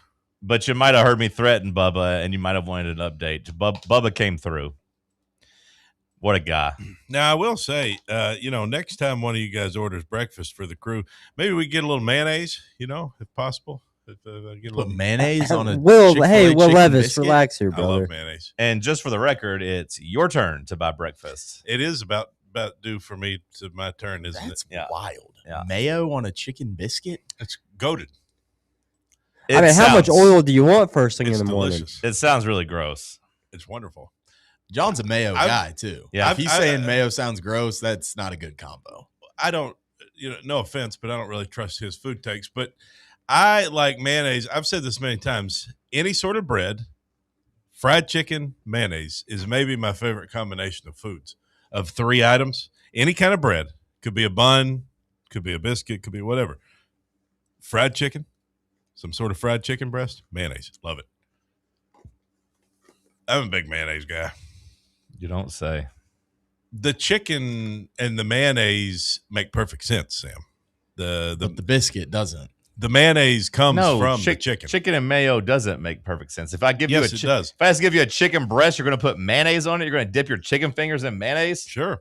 That doesn't make sense. That's disgusting. I would do it if I had bread. No, you said the chicken and the mayonnaise was a perfect combo. A lot of sauces are mayonnaise based. Excuse me. You did just say the chicken and mayo go perfectly together. No, what I'm saying is they come from each other. They Sure. are one and the same. Sure. Would you rather spread mayo on your biscuit than butter? Yes. You're a psycho. Are you going to put? No, I'm not. Are you going to dip your hamburger patty in just milk? wrong. Huh? You're wrong. No, I'm not. Are you going to dip your put hamburger mayo patty on a biscuit than butter? You're stupid. Hey, you're wrong. You're wrong. You're wrong. Don't be pointing fingers at No, me. You're wrong. You're wrong. boy. You see this finger? You're wrong, buddy. You going to take your hamburger patty and dip it in milk? Huh? You going to take your hamburger patty and cover it in milk? I might. Milk steak. I might marinate my ground beef in milk. I just want you to sit there and just dip it like cookies in your milk because they come from the same place. You like mayonnaise on your egg sandwich, don't you? Sure. Don't act like you don't. I know you do. That's not the same thing as chicken. It's very similar. It's not. Eggs and chicken are not the same thing. Yes, they are actually. No, they're not. They are. No, they aren't. They literally are. No, they literally aren't. Eggs are not chickens. They are becoming chickens, But they're not chickens. but they are. That's But like they're- saying a caterpillar. all that's the like saying- DNA is that's like- there to be the chicken. That's like saying a caterpillar and a butterfly is the same thing. They're not. All the DNA is there for that egg to be a chicken. Doesn't matter. Not the same thing. Eggs are chicken. Speaking of egg, there's egg all over your face. How many times a 'Cause day you've do you looked need to say stupid that? in this conversation. You say that every day. Well, there's always a lot of egg on your face. You need to get some new lines. The egg is the chicken, and the chicken is the egg. No, they are one and the same. Which came first? Well, that's the question that everybody has the most trouble with, Bubba, and none of us really know. But we do. Mayonnaise on chicken is great. Okay. And I won't accept any other. Next time we go out and you get some chicken tenders or some nice chicken wings, I want to see you get a big side of mayonnaise and Give start me a dipping them in roll them. with it, and I will. No, you need. Give me If a it's roll. perfect together, you don't need the bread, brother. I mean, Mexican corn. I'll dip French fries in mayonnaise too. We're not talking about French fries. We're talking about chicken. I'm just saying I'll do it. I'll do it. Don't test me. I want to see you. I'll dip French fries in mayonnaise. I want to see you take your chicken tenders and just dump them all in mayonnaise. I would. I mean, it's kind of gross when you do it just like without bread, but like I'd do it. What do you eat on your Big chicken advocate for the sandwich? Duke's Mayo Bowl here, Cody McClure. Duke's is overrated. All right. You know what's actually really good How mayonnaise? about that, Bubba? You buy this guy breakfast and all he does is yell at you for not getting mayonnaise for you. I didn't Yeah, yell he at didn't Bubba. yell at me. Thank you, Bubba. You know I didn't yell at you. You know what a good mayonnaise is that a lot of people don't buy? Blue Plate. Blue Plate is a good mayonnaise. Everybody says Blue Plate special? Everybody talks about Duke's and Hellman's. Blue Plate is a very good mayonnaise. Kraft, not so much. Sam, what do you put on your fried chicken sandwich, if not mayonnaise? Probably like barbecue sauce, buffalo sauce. Hey, mix that buffalo sauce with a little Honey little mustard, mayonnaise. maybe. On a sandwich? Don't feel right to me. I know that's my old lady. I felt betrayed. I was making a sandwich and I was setting the mayonnaise out. And You got an old lady and you were the one making a sandwich? And I realized that she had switched us to light mayonnaise. Oh. I felt betrayed. But at the same time, I was like, I didn't even notice. Which is because I don't really make a lot of sandwiches at home. And when I do, I typically put mayonnaise and mustard when I'm doing the turkey sandwich at home. But I didn't notice the light mayonnaise. But I felt betrayed at the same time. Soon enough, you'll be eating plain Greek yogurt instead of sour cream. Well, I don't eat sour Hey, cream. there's nothing wrong with plain Greek yogurt. Yeah. Back off here. But I was like, wait a second, light mayonnaise? You kidding me? That comes from the deformed chickens. Did you like throw it in the trash? Well, it was out, so Nice I did. try. I did throw it in the trash, but it was because it was empty. You should buy a thing of regular mayo and then just stick the light mayo label on it. I wanted to get it out and like look at the actual like difference in like calories and everything because it really didn't taste much different to me. I didn't notice. What'd you say to her about it? I didn't say nothing. I just let it go. She wasn't home. I didn't want to bring it back up. Hell, she's not even a mayonnaise expert. She might not even done it on purpose. It might have been an accident. Never know. She was a mayonnaise expert. She would have gotten blue plate. I've always wanted to try making my own mayo. Tim does it. It's basically just just isn't eggs it just and egg whites, oil, right? soybean oil and eggs, Yeah. egg whites, yeah. You can do it. Tim makes his own mayo. I don't know if he still is, but for a while he got into making his own stuff. Hell yeah. I don't know if he still does it. I make all my own condiments. Nothing happened in sports yesterday, huh? Nope, not a damn thing. Well, yeah, hockey, but poor Jordan. You know, he's really That was a good game, he's by a the way. Carolina boy. He's from Raleigh, so Sure. he's really following this hockey. They stuff. were up 2-0. and he will not relent in the group chat. Just that's hockey, so good. And I feel bad because literally no one cares. And I tried to tell him, I said, Jordan, nobody outside the Raleigh metro area cares about this. And he said, wrong. He said, hockey fans care about it. And I said, my point exactly. And You're really bad about that. If you don't care about it, you don't think anybody's allowed to care about it. That's sad. That's a bad mentality. No, I know what people care about and what people don't care about, and nobody cares about this hockey. Your friend does. Yeah, and I told him, I said, I'm happy for you. Good for you. But we don't need to hear about it in the group chat so much, is kind of what I was getting at. Let me share a Rolling Stones unreleased song from 1967 instead. Bro, you don't even know about this group chat? I've never once shared a Rolling Stones song in this group chat. What the hell do you talk about then? I would share a Rolling Stones song in a different group chat. What do you talk about to these guys? The one that would be me, Miles, and Brandon. That the hockey. That is where I would share a Rolling Stones song. What's so sacred I about this group understand. chat where he can't talk about his hockey team? That's mean. It's just that no one cares. I mean, it is weird if he's just posting into the void and no one cares. That's what he's doing. Yeah, it is a little weird. That's what he's doing. And I told him, I said, look, I'm happy for you, but nobody cares. He's just trying to get you to care. I know. They And did blow it, though. It is the only sport on. Has Vegas ever won a championship? Yes. They have won one? Yes. I know they got to one. I didn't know if they won it or not. Did they win the first one they got to? I believe it was the second one, maybe. Okay. I think they got to the final their first time. Yeah, and lost, right? Okay. They've been to like 4. Okay. Yeah, it seems like they're there every year. Okay. They've made the playoffs every year but one as a franchise. They've been to at least, I think, 3, maybe 4 Stanley Cups, won 1. I wonder how they feel about that because it seems like they're pretty good because, like, the Aces, I mean, I know they don't really care about the WNBA too much, but the Aces have multiple championships, and the Golden Knights have, you're telling me, I guess they only got one actual championship. 23, Vegas won it. But you're right. They've been to 3 in 18, 23, and then now in 26. I mean, in their, 9-year history, I think it is. That's... Yeah, they're 2016, 2017 They've season? got as much history as, probably half the teams in the league right now in terms of, getting to the Cup final and everything. How would that feel to be Vegas as a sports city where you get these teams and now you're really good, but they also give you the NFL and it doesn't seem like you're going to be good anytime soon? They deserve it. Baseball's coming. Maybe the A's will be good. Do you get confidence as a city? We're champions city, but really it's leagues that no one really, and the vast majority of people don't care about in the WNBA and NHL. I think up north, You got more championships than I got. Up north, people definitely care about it, but you wonder about it in the South. I bet people in Nashville care about the Predators. They do.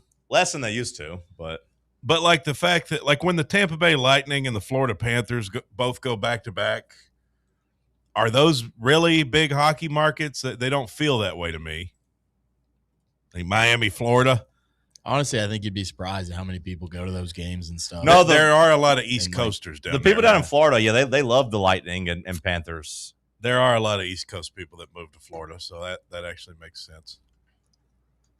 They just don't seem like hockey places. I think it's kind of like I'm sure it's kind of like a number 2 in terms of sports for youth sports type of thing. But I would imagine that could be hey, I don't want to go play soccer or baseball out in the heat in Miami. I might go play hockey or something like that. Go to the ice where it's cool. Yeah. I also think you're underestimating just how fun it is to be in a city where a good team is. Even if you don't really care, you just hop on the bandwagon. I mean, hell, we did it with softball this week. I mean, yeah, a professional team that actually wins a championship, it'd be hard not to get sucked into it. I mean, I was rooting for the Preds from afar, when they were in the final. If I was in Nashville, I'd imagine it would have been multiplied by like 3 or 4. It feels like a distant number 4 to me in the South, but I don't know. I think it just depends if your team's good or not. Like I said, the Preds' interest feels like it's waned, but it also, perfectly correlates with them not being as good. They tried it in Atlanta and it didn't really work, right? I don't know what the reason for that was, though. I feel like that was an ownership problem. Because there's been talk about trying to get it back. Like there's been talk about trying to bring, like, I feel like a lot of people that lived in Atlanta kind of liked it too. That's what I'm saying. Like I don't know exactly, but I don't remember that the transition to Winnipeg. What's the driving cause of that? Yeah, Atlanta people liking hockey just seems weird. Yeah, I don't know. It's a cool name, though. Thrashers. Sick jersey. I guess the state bird is the brown thrasher. I didn't know that. What the hell's that? I don't know. I need to get that kid on the line. Bubba, reach out to that 10-year-old. Pause. Yeah, you got a lot of experience with him on the baseball field. Just call this 10-year-old boy. Ask him what a sound a thrasher makes. Yeah, there's nothing else, though. I don't know if I've ever watched a full hockey game. I definitely watched those Preds games. Yeah. Like when that was happening, but that's the only time I've watched some, and I feel like I made a semi-honest attempt of getting into it. It just didn't work out for me. I don't hate it, and when I watch it, I don't mind it. I do kind of hate it because I can't follow the puck. Sam gave me a winner last year in betting. I can't see it. And we lost it, and I said, that's enough hockey for me for the year. So I watched one game last year, and then that was it. How do you follow the puck? I watched the Olympics. It's funny you said about the puck. They tried to do different stuff with it on TV back in the early 2000s. They tried to make it like glow and like it would like have like a streak going behind it, like a trail to try to like help people find it, but it just uglied up the TV and they pulled the plug on that. Could they make the puck a little bigger? I think that changes the sport at that point. Yeah. I don't think it's all that difficult to track. It doesn't I can't see it. I can't. It's too small. Sam sent us a break. It's Talk Sports on Fan Run Radio. Start your morning off with your daily dose of Talk Sports with John Reed and Cody McClure from 8 to 11, right here on the flagship station for Tennessee fans, Fan Run Radio. Can't get enough Fan Run Radio? Download the free Fan Run app and take the best Tennessee sports conversations with you wherever you go.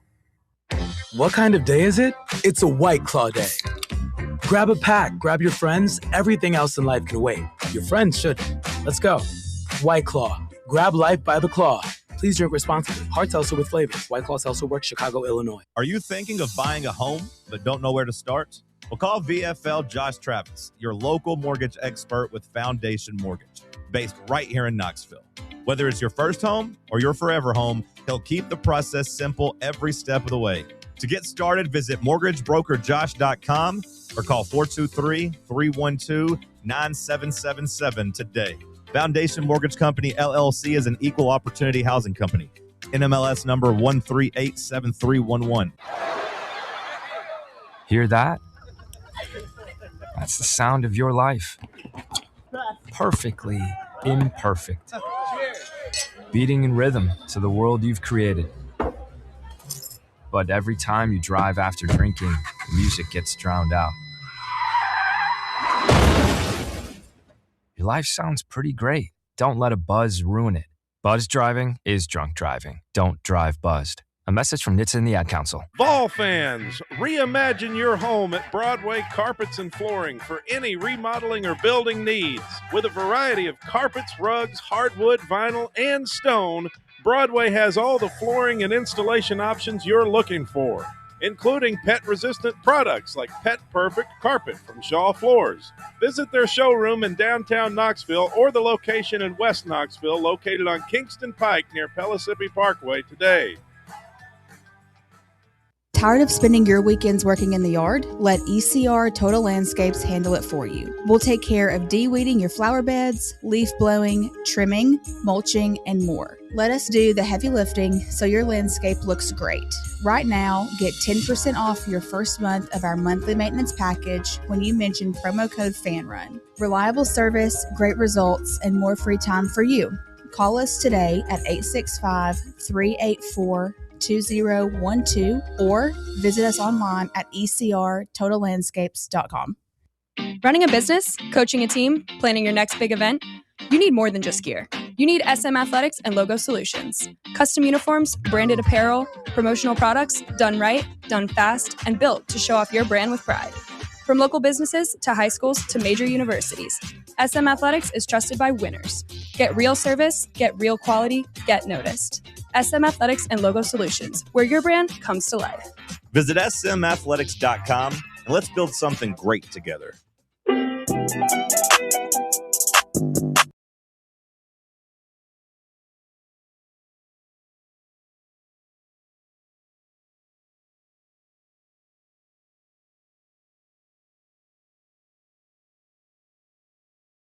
'What are you more interested in tonight? Game 1 of the NBA Finals or Game 1 of the Women's College World Series? Texas versus Texas Tech. Probably the NBA Finals now. Okay. All right. Yeah, this is a big NBA Finals. I'll be interested to see what the TV numbers are. In today's day and age, pretty much after every big game, the networks, the ratings people find something to spin. This is the most streamed game ever. Oh, the ratings are up. Oh, X a million people watch this. But they are saying that this is the most watched NBA playoffs, of this millennium. Shouldn't this be the most watched finals ever with such a market like New York and like their championship drought? I'd be surprised if it was the most watched finals ever, just because TV viewership has just gone down for the most part, from the last 30 years. Like in Michael Jordan, there's a reason everyone's so insistent that he is the greatest of all time. It's because he was just that damn popular and people were connected to him. Like people watched his finals, especially the last one, a lot. Now, this being New York and this being Wemby, it's going to do good numbers, but it's not. I don't think it's going to break records or anything. It's interesting who you ask about the ratings, because on one hand, they're good, but on the other hand, ESPN was expecting more. They thought it was going to be better, and so they're kind of disappointed. Well, from what I've heard, is that ESPN just in general? Yeah, because unlike years past, I feel like ESPN and ABC by extension has had their corner kind of moved in on. Like I feel like NBC's had a lot of these games. Yeah, NBC has had a good amount of the games. So I wonder if ESPN just hasn't had the same. I think they thought pool. They were going to get a better return on it. Is what my people tell me. But they are good if you just look at the numbers. Like for me, I mean personally, I've loved these playoffs more than I have in a decade. I mean, probably going back to at least 2019. I enjoyed that Kawhi beating the Warriors, but pretty much just watched the finals that year. Spurs, Thunder. So, it's not always just TV markets, right? Because you talked about New York, and I know we've made jokes about the Spurs and Thunder and their market size and whatever. Cody wants his Lakers in there because of the market. But, they are claiming that the Spurs and Thunder delivered the most watched Western Conference Finals in the last 24 years with an average of 11 million viewers per game, 10.8. Says it peaked in Game 7 with, 17.7 million people watching. Seems like a pretty good number. That's just a random, it is kind of funny how much more we love football than basketball in America, because 20 million viewers is just your typical Jags-Browns game. Your Sunday night football game. Yeah. On NBC. 17 million. That's, that's more than just an average 1 o'clock game though. Yeah. Like if the Jags and Browns are on at 1 o'clock, what's that doing? 12, 15 million? It's just so split up. because you get different games in different markets. So like it's hard to kind of gauge those. I want to say off the top of my head, those are like 8 to 12. But the average Sunday night football game is 20 is usually kind of. I always hear about 20 million. Yeah, I was gonna say 20 to me is kind of my quick. It's kind of standard. Yeah, and like your 425 Cowboys game or whatever the game of the week is, like it typically does anywhere from like 15 to 20 million as well. Yeah. Well, that's good. I mean, that's a good number then for the NBA, I guess. It seems like it would be. What does like say an NFC championship do or AFC championship? I'll look it up. I don't know. Does that do more than your average Sunday night football game? I would assume it does. Yes. The playoffs always do more. But I mean, significantly. Like, is that doing like 30 million? Because I'm looking at the NBA. This is their playoffs. Like, this should be their best product that we're watching right now. How does your mom feel about Wemby? She hasn't really expressed any positive or negative feelings toward Wemby. Okay. To me, she's, I think, somewhat fascinated with him. She recognizes that he is bigger than the rest of them. Yeah, I just didn't know if he was pulling her to the TV, like looking at this big freak. No, I think Austin Reeves pulled her to the TV, Okay. and she started watching a couple of those Lakers games, and then since then she's been watching the other games, even though the Lakers are done. It's weird with my mom because she'll just start watching things that I do not expect, like sports-wise, but I think she gets into the competition of it. Like, she became a huge NFL fan. Right. For a while there. And then I think she kind of fell off a little bit. And she always has hated baseball. She's like, I can't watch that baseball. But then when Tennessee was good and I was watching those games in the World Series, she got invested in that. In 2025, the AFC Championship game, that was Josh Allen versus Patrick Mahomes. I don't have the 26 one here in front of me, which was what was that one? Would that be the Patriots Broncos? Which I can't imagine did nearly as well. I just looked it up. It said like 45 something for Patriots Broncos. I think so. Jesus Christ! Well, I think 49 was the NFC one. 57 for Bills Chiefs. Oh, that's a huge number. Yeah, like Washington Washington versus the Eagles in the NFC Championship 2 years ago was 44 million.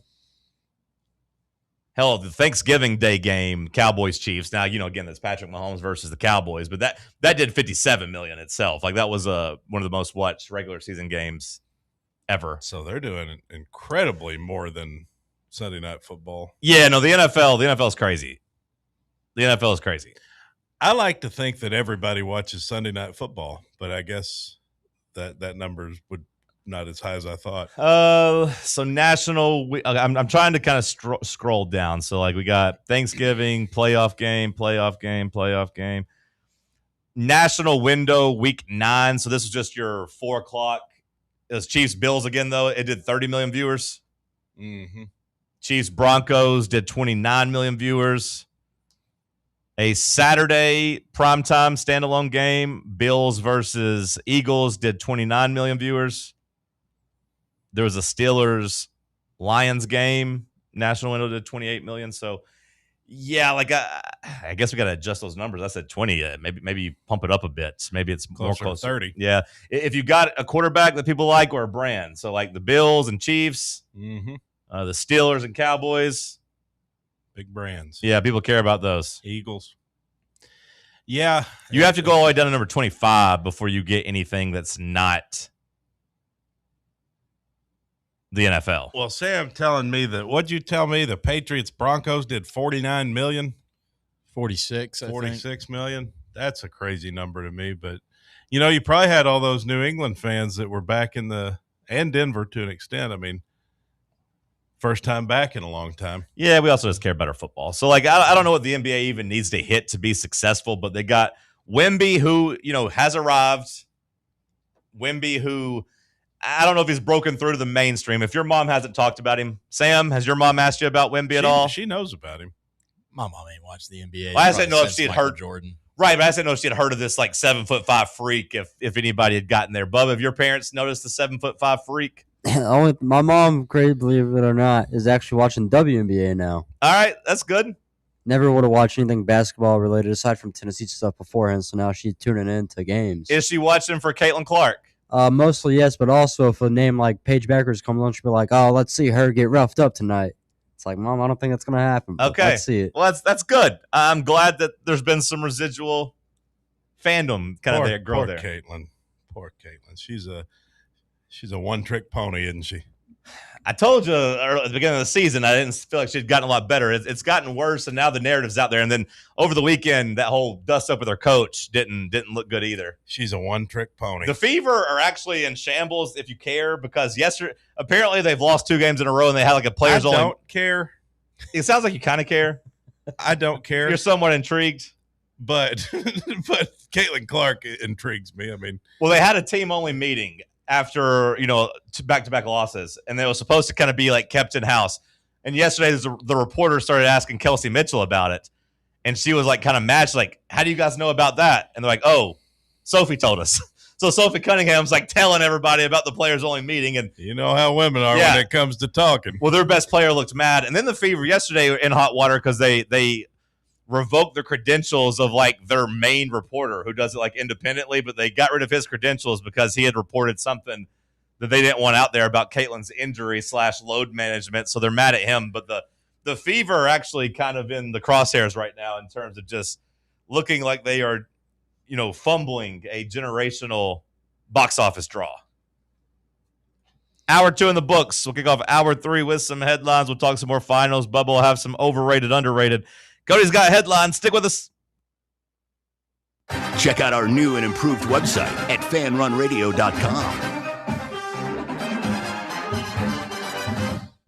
Life insurance. Why are you putting it off? Can't afford it? Too much hassle? Think you don't need it? There's lots of excuses for putting off life insurance. But if you weren't there, who would pay the mortgage and other bills? With Ethos, you could be covered in 10 minutes and boom, family protected. Ethos, fast and easy online term life insurance. Up to $2 million in coverage with no medical exam. Some policies as low as $1 a day. Answer a few health questions and get your free quote at getethos.com. That's getethos.com.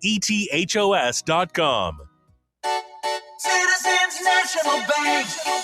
Experience the thrill of traveling with C&B's exclusive travel program. Customers age 50 and above with a Plus Perks checking account can participate, ensuring a safe and delightful travel adventure. Take a day trip or an overnight trip. Travel domestic or international. C&B is always on the go. Citizens National Bank. Banking never felt so good. Member FDIC. Smoky Mountain Brewery is the place to be for game day. From the moment you walk in, it's wall-to-wall big screens, making Smoky Mountain Brewery the perfect place to watch the Vols or your favorite team in action. With locations in Turkey Creek, Maryville, Pigeon Forge, and Gatlinburg, you're never far away from a great time at Smoky Mountain Brewery. Try one of their world-famous microbrews like Black Bear Ale, Mountain Light, or Cherokee Ale. Juicy burgers, wings that bring the heat, and delicious handmade pizzas made with hand-tossed crust from the freshest ingredients and their own special sauce from a secret recipe, topped off with hand-grated cheese and farm-fresh toppings. And don't forget, those famous microbrews are also available in kegs for your next party or in 6-packs and growlers to go. So grab your crew and head to Smoky Mountain Brewery and tell them Fan Run Radio sent you. Smoky Mountain Brewery. Eat local, eat good. You're listening to FM 105.7 and AM 1340, WKGN Knoxville, and W289CU Knoxville. Fan Run Radio. Fan Run Radio, where Big Orange Country comes to talk sports. Start your morning off with your daily dose of talk sports with John Reed and Cody McClure from 8 to 11. Then it's Tony Basilio from 11 to 1. The Playbook with William Pattison from 1 to 3. And The Drive from 3 to 6. It's 10 hours of hard-hitting local sports radio every day, right here on the flagship station for Tennessee fans. This is Fan Run Radio, Knoxville. Round 3. The world's greatest radio show. The world's greatest radio show in Tennessee. Power rankings, Tuesday trivia. John Reed and Cody going wild, no Olivia. Wood grain on my leather seats. I got the whole team eating like I'm Johnny Eats. Morning booming from 7 to 10. Ay. Talk sports while I'm chewing a Zen. Ay. Talk sports while I'm riding to work. All the ops take a ride in a hearse. East Knoxville. Morning booming from 7 to 10. Ay. Morning booming from Hour number 3 kicking off here in the White Claw Hard Seltzer Studios. It's Wednesday. That means it's trivia night over at Barley's in the Old City. Looking for a place to play trivia and eat some food and drink a couple White Claws? Go check them out at Barley's. Eat you a salad, get you a pizza, win some gift cards. Sports trivia tomorrow night. We got some sports back on the TV. I'm pumped for the Women's College World Series. I'm pumped for Game 1 of the NBA Finals. Ugh. Women's College World Series. Yeah, I'll be watching it. I can't do it. Our ladies ain't in it. I can't do it. Fair enough. I'll be watching. You pulling for Texas? Nope. Pulling for Texas Tech. What? I like their team. Say what? I think they're good. They're hateable. Yeah, they are. They're hateable. Yeah, I agree. You're rooting for the villain. I think it just likes Jason Williams. You want that little ugly look, brat. Look. She ain't ugly. With her nasty old tongue out. There is a part of me that doesn't want her daddy to be happy. That is true. But, like, I'm not going to subscribe to any sport. I don't subscribe that Texas is some baby face. Like, they're villains, too. Yeah, that's fair. Like, if you want to tell me you hate Their Texas. girl eats ladybugs, man. If you want to tell me you hate Texas Tech, that's fine. I don't disagree. I understand. But you're not going to sell me on rooting for Texas. No, that's fair. I don't have a problem with Texas Tech because it just feels like they're in their own little universe. You Yeah. know, like Texas is. That's when it starts getting closer to Tennessee, where they're gonna come in. Back to back, College World Series champs. We run the SEC. Like the SEC would be nothing without Texas, and like you just don't want to hear that. Yeah, Tech's like over there in the Big 12, you just don't really care. It's the panel or panel. It's that angle makes it tough, and her daddy being happy. That's why I can't watch it, because I can't root for either one of them. I hear you. Like, I don't want to root for Texas either. But I hear you. Just take Texas Tech minus 111 tonight on the money line, and then you'll have a rooting interest. There you go. I'll be watching the NBA, brother. Okay. I'm an NBA basketball fan. Well, sticking with Texas, let's keep it in Texas here. A&M baseball. Did you see these damn? They're getting cooked by their own fans online. After no. They put out these. This is a day old news here, but we didn't get to it yesterday. The specialty pricing for their regional game. No, I haven't seen this at all. They put out another night at our favorite place, getting ready for the game. Grab your fam, get your ticks, and hit the concessions before cheering on your Ags tonight. Hot dog, $7.99. Soda, $6.99. Nachos, $7.99. Popcorn, $6.99. This is their specialty pricing. $8 for a damn hot dog. Our hot dogs cost regularly in Knox, like at baseball games. Oh, our hot dogs? Hot dogs ain't $8. Yeah, I know, but like how? Sure, like $6. $6. Bubba says, what's a smoky dog cost these days in Neyland Stadium?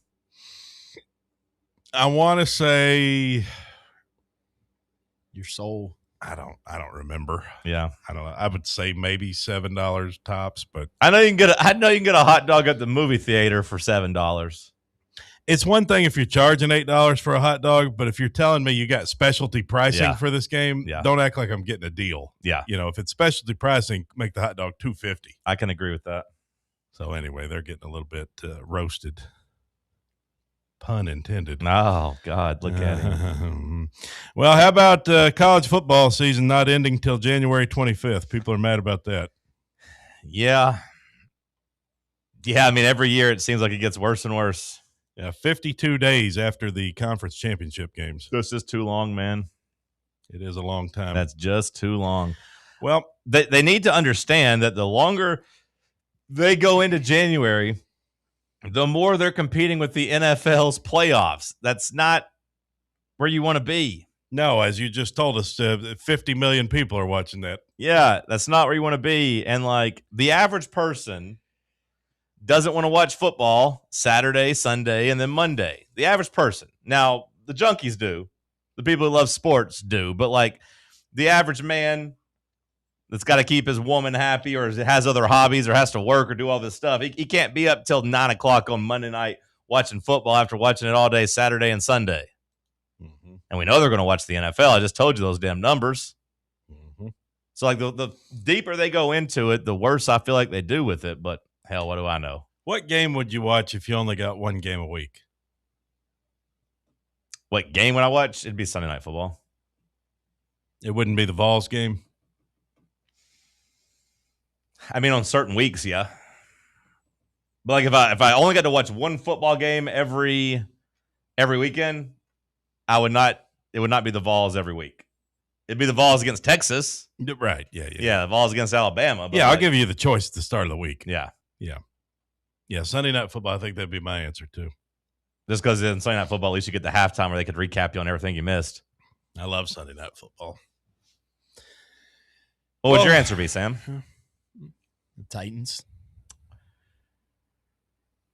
Yeah, I mean, sometimes. Like the last couple of years, no, not for me. This year, I don't know if I'm ready to jump all in on that being the only game, but maybe some of them. A couple of years ago when we were awesome, that might have been my answer. We're about to be awesome. Yeah, if we become awesome, that might go back to being my answer. I just can't.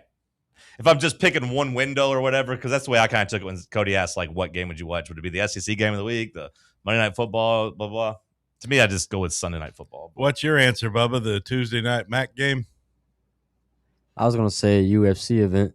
The Carnes high school game? Nope, not anymore. Yeah, he's boycotting. What happened? You don't want to know. Things happen to alumni. Good news is I get to watch as much football as I want. So I watch a lot of them. Plans have been released for a $16 billion mile-long ship capable of carrying 80,000 people. The Freedom Ship would be home to about 50,000 people. Home? With space for 10,000 tourists and 20,000 crew members. The Freedom Ship is envisioned as a permanently mobile city at sea. Permanent? Yes, designed for long-term residence rather than short-term travel. Okay. So like basically a retirement community. Yeah, the ship would be about 8 times the size of the current largest ship in the world, which is the Royal Caribbean's Icon of the Seas. I wonder what the price on that would be. Because, I mean, I have heard stories of, you know, these older couples who are like, hey, we can take a cruise every day throughout the month for the same price or even cheaper as us living in a retirement community. So how about we just take a cruise nonstop? Let's just go live on the ship. I remember this being like it was like a CBS nightly news segment or something of some old lady who basically negotiated with a cruise line to just buy a room for a year. Yeah. And she just went year round on the cruise ship. I don't know if I saw that story, but I've read about people doing that. I mean, think about it. You get food. Sick. You get food and entertainment. Yeah. Get unlimited cheeseburgers. I wouldn't want to be on there nonstop, but I also wouldn't want to be in a nursing home or, you know, a retirement community either, probably. So get to see the world, you know, and you don't have to really put as much effort into the travel part of it. Do you remember if she was alone? I think she was. Nobody's alone with Carnival. Well, you say that, but I assume that if she lived there, she probably did make friends with the crew, or at least, like, you know, they knew who she was. Yeah, and then if you want to die, all you got to do is jump overboard. That's true, but you also get to meet new people every week. That's also an added bonus for some people. I mean, I don't know that everybody would want to meet new people all the time, but you have the option of meeting new people and making new friends. Well, and you probably make friends with the crew, Yeah. so you get some long-term friendships there. I said that about 30 seconds ago. It would just kind of suck when you like want to be alone and then you just kind of have to go to like your tiny little room. Little terrible room. Yeah. Yeah, hopefully she bought like a nice bigger room and not they like gave her like a suite or something. Yeah.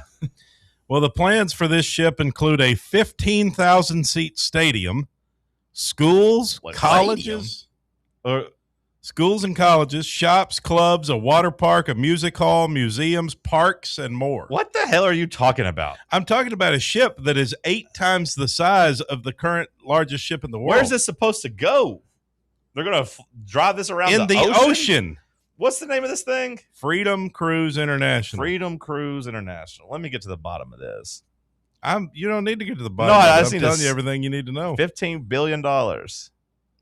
What are these jars called with the Kool-Aid and the pineapples? Is there a name for these? That big at.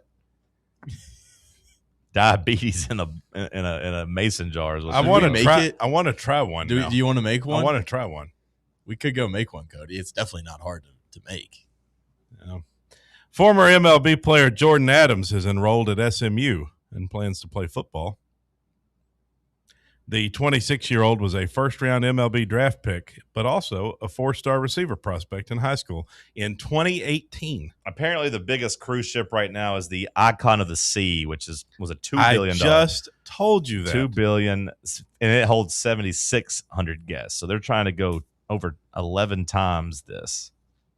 This one's going to cost $16 billion. Yes. So not only are 50,000 people going to live there, I know you said there's going to be 10,000 tourists. This isn't going to happen. What do you mean it ain't going to happen? This isn't going to happen. It might. It's not going to happen. They're not going to get this damn thing built. Well, Hunter Biden. Who the hell needs a water park on a damn cruise ship? There's water park. There's a lot of water parks. Why wouldn't you want a water park on a cruise ship? Like full on water parks, or just like a water slide? Like whatever. Is she a water park? I would ask about this cruise ship. Who wants to play soccer? I guess playing soccer on the boat would be kind of cool. I don't know. Anyways, go ahead. What was Hunter Biden doing? Hunter Biden has responded to he put out yesterday that he's 7 years sober. Hey, good for him. To which someone responded, BS, that was your bag of Coke in the White House. And Hunter Biden said, it most definitely was not. I would never have forgotten my drugs. Some are calling it the greatest tweet of all time. It has 188,000 likes. I got an email from chess.com telling me I've earned the ability to clock out early. You've done enough work today. Treat yourself to a refreshing chess game without the guilt. I don't know if I like this from the chess.com app. See you, John. Telling me to quit working and play a game of chess. I've earned the ability to sit there and play chess. That seems not what I want my chess app to tell me. I might have to unsubscribe for that reason. Any sports headlines? Yeah. Crumble Cookie, one of our sponsors, is currently under fire. Okay. As they have released a drink with 186,000 milligrams of sugar. Okay, so not a sports headline. Leading to outrage and calls to make the drink illegal. Have you seen this going around, Bubba? The new Crumble Cookie drink? I saw a tweet about that, yeah. It reminds me of the, was it Panera that had like the charged lemonade? Oh, yeah. That people were upset over. Got a couple of updates. Steph Curry, they did release his shoe contract. It's not $1 billion shoe contract. Now, he still got paid, but they're saying his deal with Li Ning was north of $400 million. 10 years, $400 million is essentially what they're saying. So the 10 years, $1.1 billion seem to be grossly exaggerated. Tony Vitello may have hinted at tensions between U of A leadership and Dave Van Horn. They want to fire Dave? The Hogs coach going to Jimmy Sexton would not quell that, says this report. Oh, he's going to change agents and hire Jimmy Sexton? That's what it looks like from Arkansas Sports. So Dave Van Horn wants to leave? Like there's a breakup coming, or he's just trying to get Jimmy Sexton to I wonder who would fill in his spot. Negotiate and get him some power. Kind of like, was it Tommy Lloyd at Arizona who's like, I'll stay, but in my new contract, I want it to say that I don't have to talk to my AD. I don't have to answer to anything he says. I'm the boss of the basketball program. Tony Vitello said on the Chuck and Bo show in June, My perspective from being there, I think his loyalty to the university has been taken advantage of a little bit. Oh, wow. I hope they make it obvious that that's where he's going to end his career and reward him for what he's done. So they're saying – so he's been posturing for a while now about getting a raise, getting some type of huge contract extension. Yeah, I believe so. Okay. That loyalty line hits from the soul for Tony. Yeah. Also, going back to celebrities in politics, your boy Mike the Situation Sorrentino from Jersey Shore says he's thinking about a run for New Jersey governor. I don't know if I consider the Situation, my boy. I was more of a Pauly D guy. Yes. You crazy? Get up. Gonna have fun and do something. And we have Brooks Austin's top 10 coaches on the hot seat, if you have any interest in that, college football. Because I think last year we could have looked and known who was going to be on the hot seat. Yeah. I think last. Do I bore you? No, I just was your headline. Need to yawn. Shane Beamer. I think you could have looked and seen who was going to be on the hottest seat. If I'm looking at just the SEC right now, I'm running down the list. DeBoer just got a contract extension. Yeah, I mean, I feel like the only coach on the hot seat has to be Beamer, right? There are 2 SEC coaches in Brooks' top 10. I would say Shane Beamer has to be one of them, correct? Bubba, Shane Beamer is number 1 on the list. And would you say that Lebby is on the list? No. Okay. Not in the top 10, at least. Okay. Steve Sarkisian, number 10 on the list. I don't know if I agree with that. I mean, I guess at Texas you're never safe, but it does seem like he kind of falls short in the big game sometimes. Yeah, I just don't. I mean, I guess maybe if they went back and went 9-3 again, maybe he'd get fired. But I don't know if I see that. They seem pretty insistent on keeping him whenever he's flirting with the NFL. So I don't know. Brooks top 10, Shane Beamer number 1, number 2 Luke Fickell at Wisconsin. I would say Luke Fickell's in a hotter seat than Shane Beamer, just personally. Hey, Jason Eck, that's my boy from New Mexico. Number 3, Brooks misspells Aranda. He says Dave Arnada at Baylor, but it's Dave Aranda. Oh no, Brooks. Number 4, Bill O'Brien. Number 5, Mike Loxley. Number 6, Lincoln Riley. Then he's got Matt Rule, Bill Belichick coming in at number 8, Deion Sanders, number 9. And then he has a special category for Mike Norvell, which he calls already fired. Oh, okay. Yeah, I was going to say, it sounds like a pretty quiet year on the hot seat board. None of the top jobs you'd consider, unless you believe Sarkisian at Texas would go. I mean, Norvell at Florida State, that'd be a pretty big one. Because at this time last year, you'd have had who on there? You'd have had, I mean, Stoops would have been on there. Well, so many guys got fired last year. Right, I'm saying Brian Kelly would have been on there. Yeah. You would have had Billy. Billy Napier. Those would have been your top 3 probably. James Franklin. No, James Franklin wouldn't have been on there at all. Not until about week 4.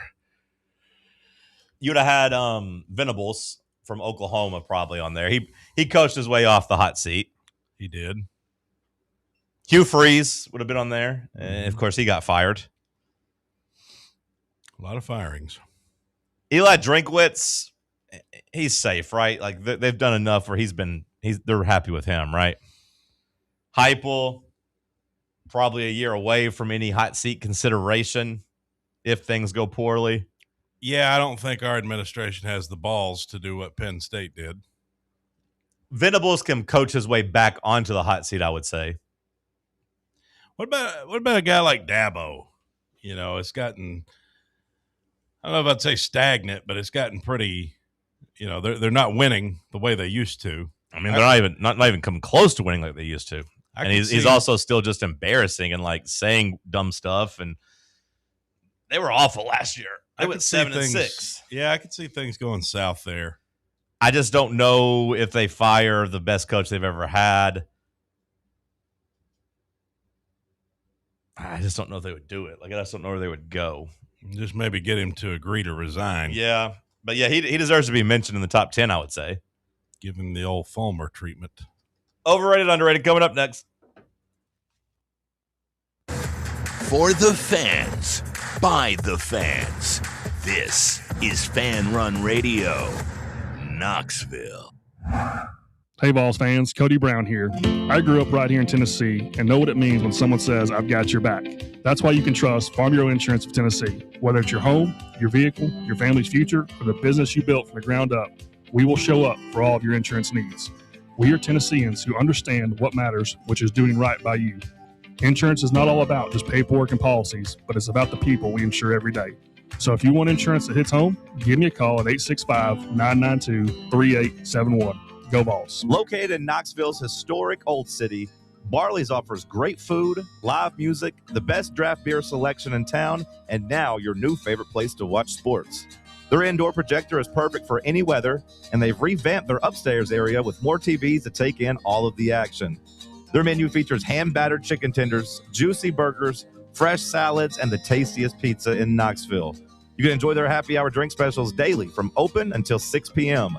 Barley's Tap Room and Pizzeria. A brand built in Tennessee and born from the love of the game. Inward Half revolutionizes golfing comfort. Crafted by a former pro and dedicated enthusiast just like you, our luxury performance wear guarantees you stay cool and comfortable through every swing and every day. We're not just a brand. We've set out to create a lifestyle for those who understand that impeccable style and premium performance are a hole-in-one. Enjoy the walk-in with Inward Half. Ball fans, reimagine your home at Broadway Carpets and Flooring for any remodeling or building needs. With a variety of carpets, rugs, hardwood, vinyl, and stone, Broadway has all the flooring and installation options you're looking for, including pet-resistant products like Pet Perfect Carpet from Shaw Floors. Visit their showroom in downtown Knoxville or the location in West Knoxville located on Kingston Pike near Pellissippi Parkway today. Your tax refund belongs to you, not an identity thief. Over $6 billion in tax refunds were flagged by the IRS for possible identity theft last year.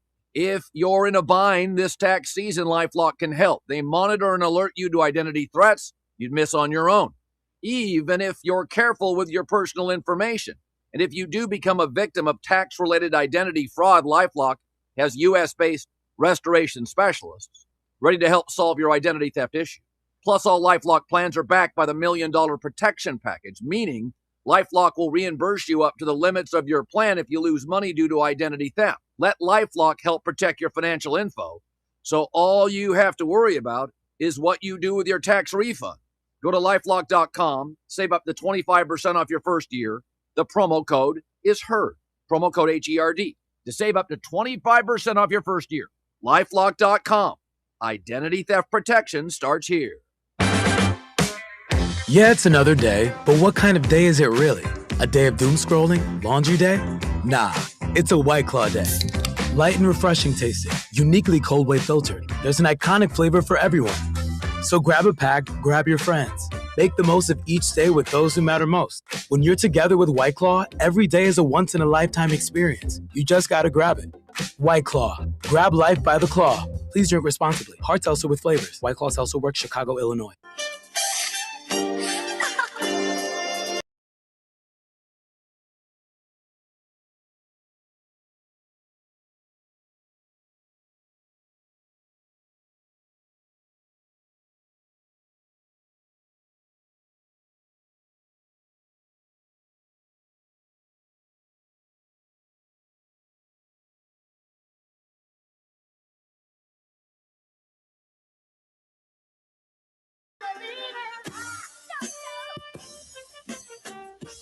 All right, it's Wednesday. Before we play some overrated, underrated, Cody, you have any NBA Finals thoughts you want to get out? Do you have any predictions you want to get on record? Spurs in 5. Spurs in 5. I mean, my girl Elizabeth Eats NYC says nope. Sam, what are you leaning towards? I think I'm rooting for the Spurs. I think I'm rooting for the Spurs, but I kind of feel like the stuff we talk about, like playoff experience, and then just the Knicks kind of steamrolling through everyone. Kind of feel like the Knicks might win it, but I think it'll go 6 or 7 games. Timothy Chalamet is going to do his magic. I started off thinking I might be rooting for the Knicks, and now I've reversed on that, and I think I'm rooting for Wemby. So you like Wemby? I think so. I told you I was kind of unsure whether typically, I liked him or not. your whole basketball brand is you hate foreigners. Well, I know, but I think I hate the Knicks. Okay. I think I'm sick and tired of hearing from these damn East Coasters. And part of it's because I listen to too much of this national sports radio. But they got all these damn Knicks fans just blah, blah, blah, blah, blah. Well, that's how I felt, during the Hawks series. Blah, I mean, blah, it just, blah. It just sounds like a bunch of gibberish. just never ended. You guys see? Oh, New York. Yeah. I think I'm ready to see them fall. An interesting part of it to me is that, like, if Wemby wins one, does that officially start the, like, he goes from the lovable, like, just freak athlete player to, like, all right, now, like, half of the basketball fandom's going to hate him and half of them's going to think he's the greatest thing ever?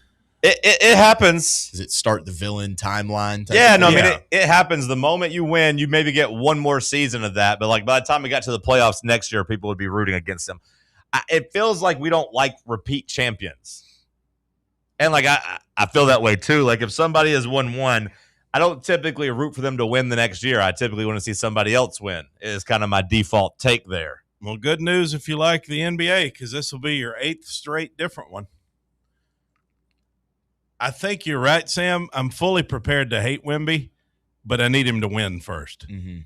So, yes. I'm so sick of hearing about the Knicks beating this historic run. No team has ever been so dominant in the NBA playoffs, beating the damn Hawks, no offense, the Sixers, and the Cavs. Sick of hearing it. The Spurs just beat one of the greatest teams of all time. With 2 of their 4 best players injured. Who was the one besides Jalen Williams? A.J. Mitchell. He's one of their 4 best players? He has been this year.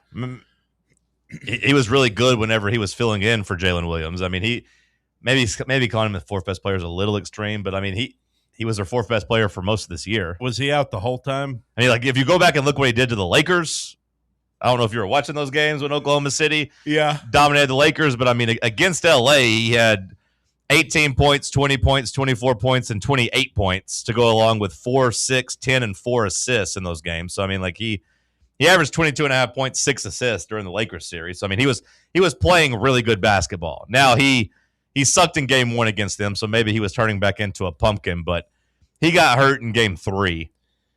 I think I'm just going back to my Southern Pride roots, and I'm rooting for San Antonio. And if you want to be fair, the Minnesota Timberwolves were really banged up too during that Spurs series. So, like, I don't think it's fair to poo-poo who the Knicks beat and how they beat them, and then not look and say, well, the Spurs got to play a really injured Minnesota team with a hobbled Anthony Edwards, no Dante DiVincenzo, and a hurt Anthony DeSumnu, their starting point guard.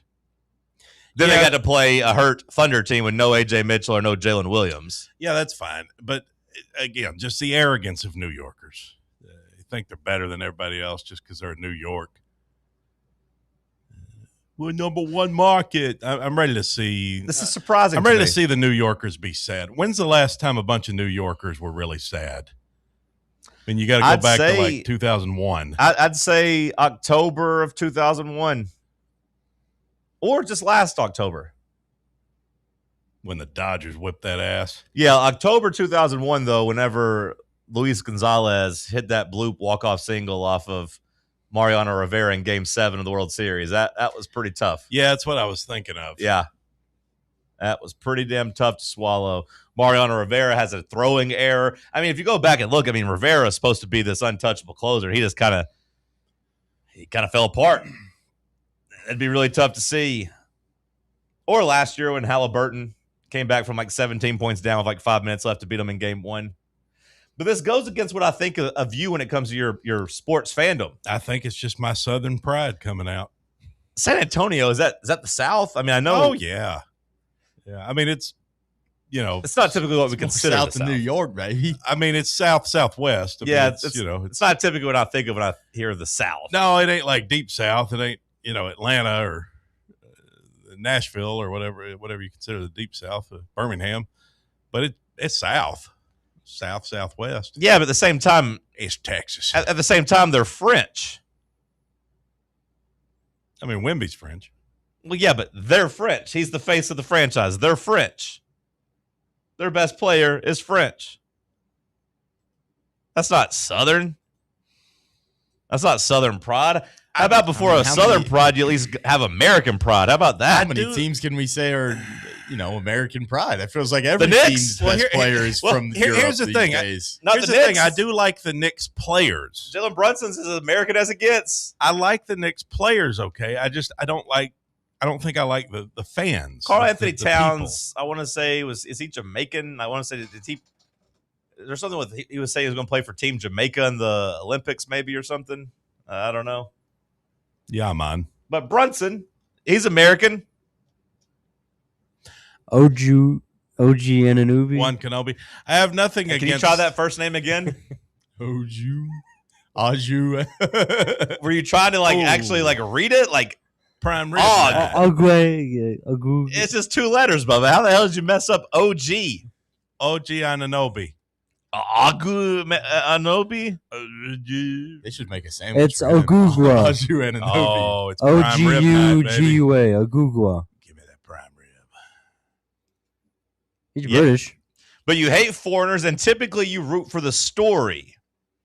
You root for the big markets, like New York winning their first championship in 53 years. Does it do anything I am for you? not pro New York. No, but you're typically big market, pro big market. That's what you always talk about.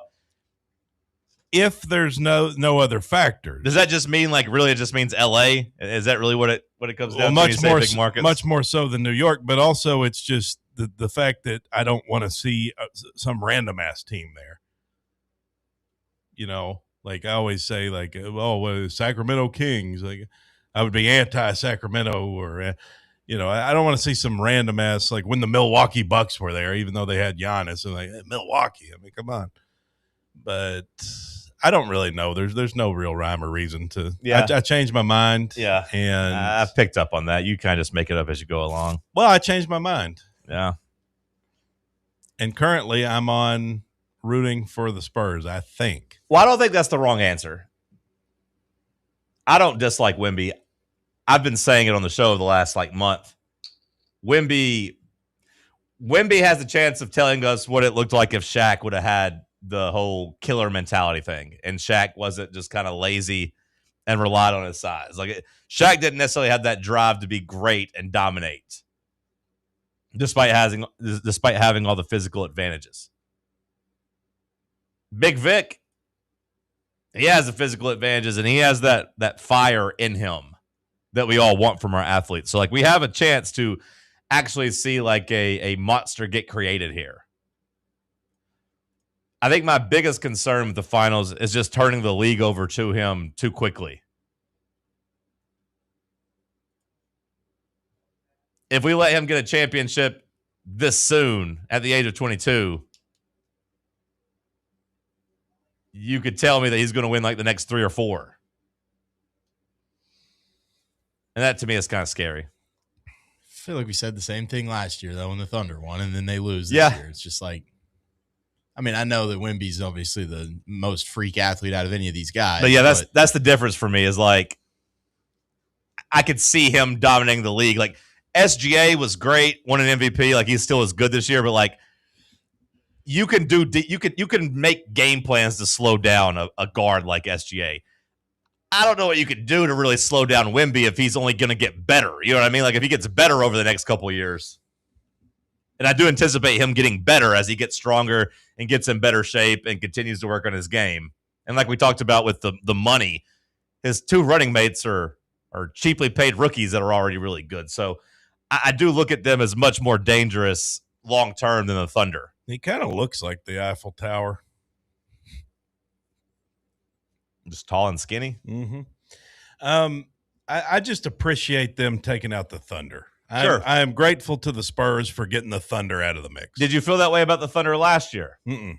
See, that's what we're talking about. Oh, it took us 1 year, and you're like, okay, forget these guys. No, wait, what do you mean? I didn't like the Thunder last year, if that's what you're asking. But did you like actively dislike them last year? Who'd they play in the finals? The Pacers. I was rooting for the Pacers. Yeah, I feel like I was 100% going for the Yeah, and I don't disagree there just because they were more exciting and more of an underdog and Halliburton and all that. But, like, I don't think any of us really hated the Thunder. A couple years ago, they were the darlings. They were the young team that did it the right way, small market, blah, blah, blah.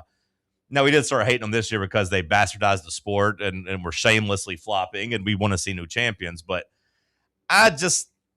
it feels to me like the Warriors a bit in 2015, how many people are rooting for Steph Curry and the Warriors because it's new and exciting. And the next thing you knew, they were in the finals 4 straight years, and everyone's like, oh, my God, enough of the Warriors. I'm so sick of the Warriors. One thing you can't 5 straight years, I guess. What, 15, 16, 17, 18, 19? Yeah, 5 straight years. You can't criticize the Spurs for that flopping garbage, right? No, you can't. Whereas Brunson is a bit of a flopper like SGA. Yeah. Not nearly as bad, but yeah. The more information I keep hearing about this Wemby cat is what a winner he is and how he's a hard worker and how much he wants to win and he cares and he plays defense. And like if you're one of these anti-NBA guys, he's kind of the type of guy you might want to root for. To be fair to Brunson doesn't fall down nearly as much as SGA, but he is going to drive you crazy with the head jerk. And the head jerk makes me more angry than the falling down. Just when you're driving, you're like, oh, and like flailing, falling back, trying to draw fouls. I hate that. And that's what Brunson does nonstop. Couldn't you say if the Spurs win this one with what you're talking about, Cody, like they play the quote-unquote ethical hoops and like they do it the right way, and you have someone like Wemby, like it's such a they feel like such a strong force in the league that like it would cause the league to course correct and be like, I can't afford to go do the flopping BS nonsense. I've got to go beat these guys with ethical hoops. Like it brings back that competitive fire that maybe, at least I don't like the NBA because of that flopping stuff. Like I really appreciate Wemby's competitive drive to kind of do it the right way. That's a good spin zone there because like I do, and you saw it with SGA in Game 7. It like just didn't work. Yeah. Well, no, in Game 7, like he quit. He wasn't falling down. He was actually trying to just go out there and play, and he actually played maybe his best game. The rest of his teammates just let him down. Well, and it'll be interesting to watch the rest of the league. Like when Wemby, if he wins this one, like watching the other contenders try to build to compete against Wemby. You can't like BS your way to go beat a team like that. You just got to go out there and beat them with pure hoops. Yeah, and like the Giannis storyline is going to become the biggest storyline of the offseason, right? Whoever lands Giannis. Giannis is a better player at this time, but what's bigger to you, Giannis or LeBron, where he plays next year? Well, I want to see them together.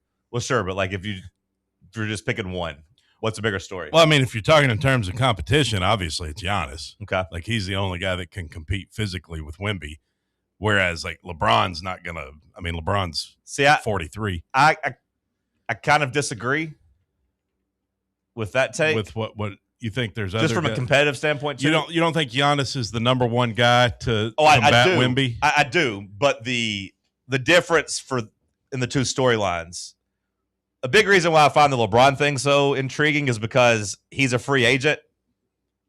He could literally say, I'm taking $10 million. I'm taking $15 million, the mid-level exception, and I can go on a team that's already good.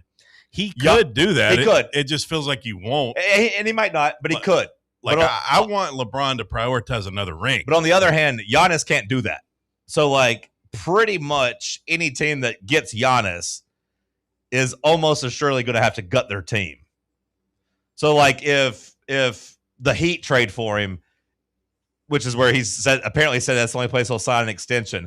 Like if he goes down to the Heat and he's with Bam Adebayo, it's just going to be those two and a bunch of scrubs. Like that's not going to be good enough to change the balance of the league. You know what I mean? Yeah, Giannis to the Heat, not doing it for me. If the Celtics trade just Jaylen Brown for Giannis, okay, like, yeah, that becomes a very interesting championship level team. With Tatum and Giannis? Yeah, like that would bring, depending on, what else is around them. Or, if Giannis and LeBron both went to Cleveland, sure. But, like, LeBron has a chance of just being like, hey, I'm going to the Spurs. I'll take $10 million to go to the Spurs if they lose. Or, hey, I'm going to the Knicks. I just know LeBron won't do that. No, yeah, I don't think he will either. He's not going to take the vet minimum or a low amount of money which I think he should do that. Like, I would like to see LeBron prioritize winning another championship, but I don't think he really cares about that. Yeah, legacy-wise, I don't even know if another championship where he goes somewhere as a free agent and takes less money. I don't think that really does anything. Well, he's basically come out against the whole championship culture dialogue. Right. So I don't think he's going to. I don't think he's going to do that. I think it's either going to be L.A. or Cleveland. That's what I'd like to see LeBron do. And ultimately, I think he ends up in L.A. That's what I've said. Think he stays a Laker? That's what I've said the last 3 or 4 months. I just think it makes the most sense for everybody involved. Well, could the Lakers get Giannis? It would require trading away Luka Doncic. No, they could get him with like a sign and trade if Milwaukee really loved Austin Reeves. You could do like Austin Reeves and some other pieces for it or something, but like I don't think that really does anything for you. Yeah. LeBron would have to like decline his option, be a free agent, and take less money to come back and all that. But to put a bow in the Wemby conversation, I'm just saying be careful. Sam's right about the ethical hoops thing, and maybe getting a bully in there that makes everybody actually play hard and makes everybody bring it would be good. Like go back and look at the All-Star game. Wemby told him he was going to play hard, so everybody kind of played hard against his team, and it was a fun All-Star game. Maybe if he just comes out here and plays no-nonsense basketball, the rest of the league will, adjust and go back to that.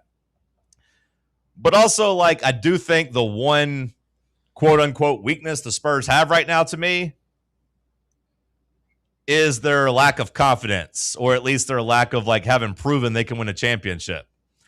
I just think if you let this alien win a championship and become Finals MVP and take control of the league, I think you can go ahead and give him the next 4 MVPs, and I think you can go ahead and say that, like, the Spurs are going to be the heavy title favorites every year.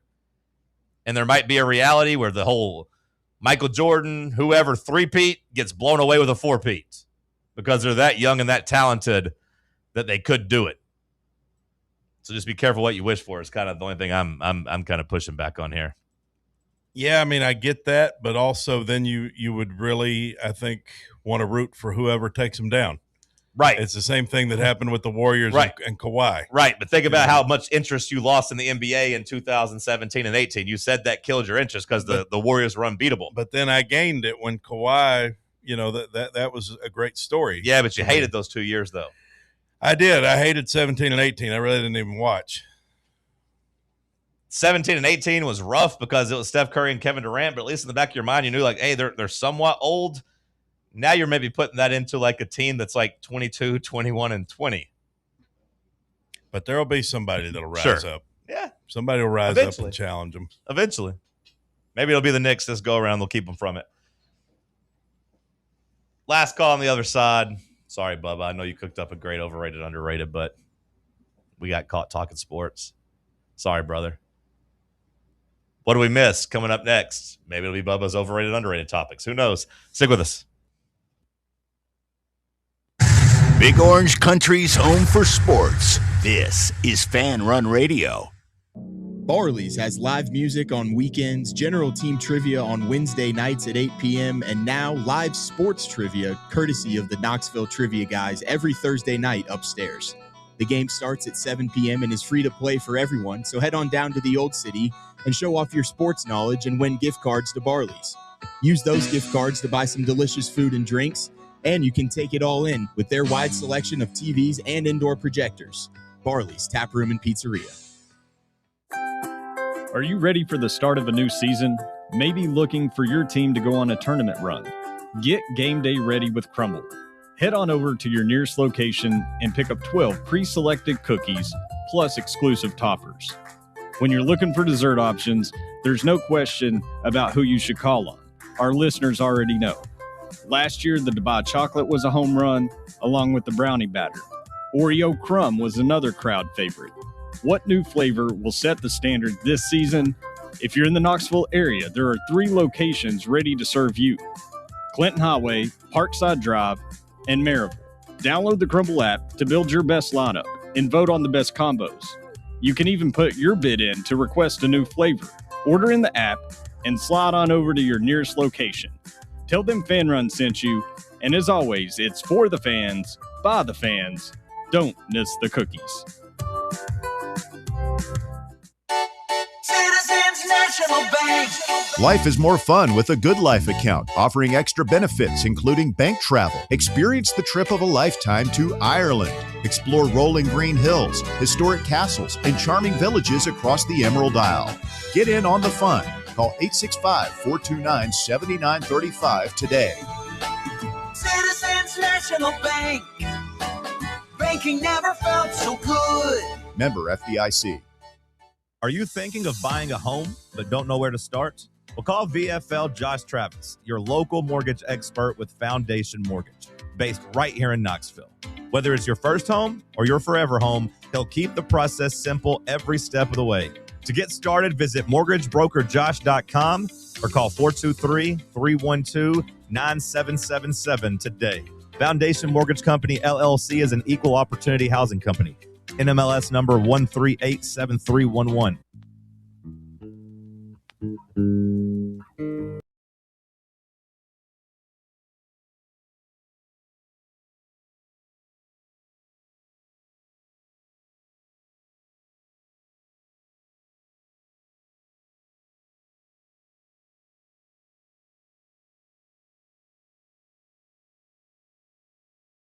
Last call here on the program. If you're looking for any sports uniforms or corporate branding, make SM Athletics your first call. 865-966-3434. Online at smathletics.com. Bubba, what do we... Oh, Cody, you got something to say? Yeah, speaking of uniforms. I heard a deep breath. Yeah. Speaking of uniforms, the Vols officially making the transition to Adidas now, because the softball season's over. So that was the last group of players for Tennessee wearing the Nikes. I saw a picture of the uniforms. The new Adidas? Mm-hmm. Did they get the orange right? It does appear they got the orange right. Are we going to keep doing these alternate, like, once a year? Like, I'm tired of these blacks. Like, I think well, the smoky grays and the blacks, like, I'm tired of. I've had enough of the blacks. Like, I like it as a special occasion, like a once every now and then. Like, oh yeah, hell yeah, Tennessee's wearing black. We're gonna have dark mode every year, brother. When you do it once a year, does it not? You don't think it waters it down a bit? I'm not saying it does or doesn't. I'm just saying we're going to do it every year. That's a part of Danny's new like yearly thing. Like, hey, we got our checkered kneeling. Like, I feel the same way about checkered kneeling. I think it's me too. I think it's completely bastardized and cheapened down whenever you plan it months in advance. Like, I agree. I think it should be a special occasion thing. The grays and the blacks. Like, once instead they make checkered kneeling just the biggest game of the year on paper. Yeah. And dark mode's now just basically become your night game. Basically. But they got to sell merchandise, brother. I reckon. Oh, by the way, I'm not going to be here Friday. I meant to let you guys know that. I'd forgotten about it. You're not going to be here Friday? No, I'm going to miss the show Friday. Okay. Very important business to take care of. Sam's also out Friday. Is that true? Yeah. Jesus Christ. The two-man, John and Bubba. Cody. We got Jesus Christ. No big deal, Bubba. We got it. Well, I didn't realize Sam wasn't going to be here. I assumed everything. So that was going to be on Thursday as well. Well, no, I'll be here tomorrow. I assumed everything was going to be fine because Sam would be here. Yeah. Typically, it's why we need at least a week heads up when you're going to miss. You sick? Yeah. I won't be quite sick enough to miss tomorrow, but Friday. Yeah. Typically, it's coming on me. I can feel it. No, I got. Typically, we ask for like a week heads up. I got big things going on. Got to make a rant. I get it. CMA Fest. Yeah, I got to make a rant. I understand. Well, here's what happened. I booked this Airbnb for last weekend, and I ended up not using it. And I asked the lady if she could just move it to the next weekend, and she said she could move it to Thursday. And I said, okay, well, I could probably swing that because I'd need to. That makes sense because that'll be. She doesn't want to give you a cheaper rate. Well, yeah, that'd be a high demand day anyway. Yeah. So I said, I could probably just miss the show Friday and everything will be all right. Yeah, Sam will be there. No, we'll make it happen. I didn't know Sam was. Sorry, Cody. We'll make it happen. It's no big deal. Bubba, what did we miss so far today, other than Friday's show? The Dallas Stars moving to Plano. That's where Rick Butler's from. How far is Plano from Dallas? It's a suburb. Yeah, it looks like it's So like 20 minutes? Yeah. Yeah. So not a big deal. Still going to hold the name Dallas Stars? Probably. I can be here Friday. You don't have to be. No, I'm good. Okay. It all worked out. Which this little. Yeah, you remember Rick Butler? Yeah, I remember Rick. Yeah, he's from Plano. Frito-Lay, also a big Plano. And now the Plano Stars. Cody, you talked about SMU and their player, but did you talk about them in their cryptocurrency coin? No, but I saw that. I did see that, Bubba. So what is this essentially? They're just making their own coin where you can invest and buy in, and then people are going. Like, it feels bad that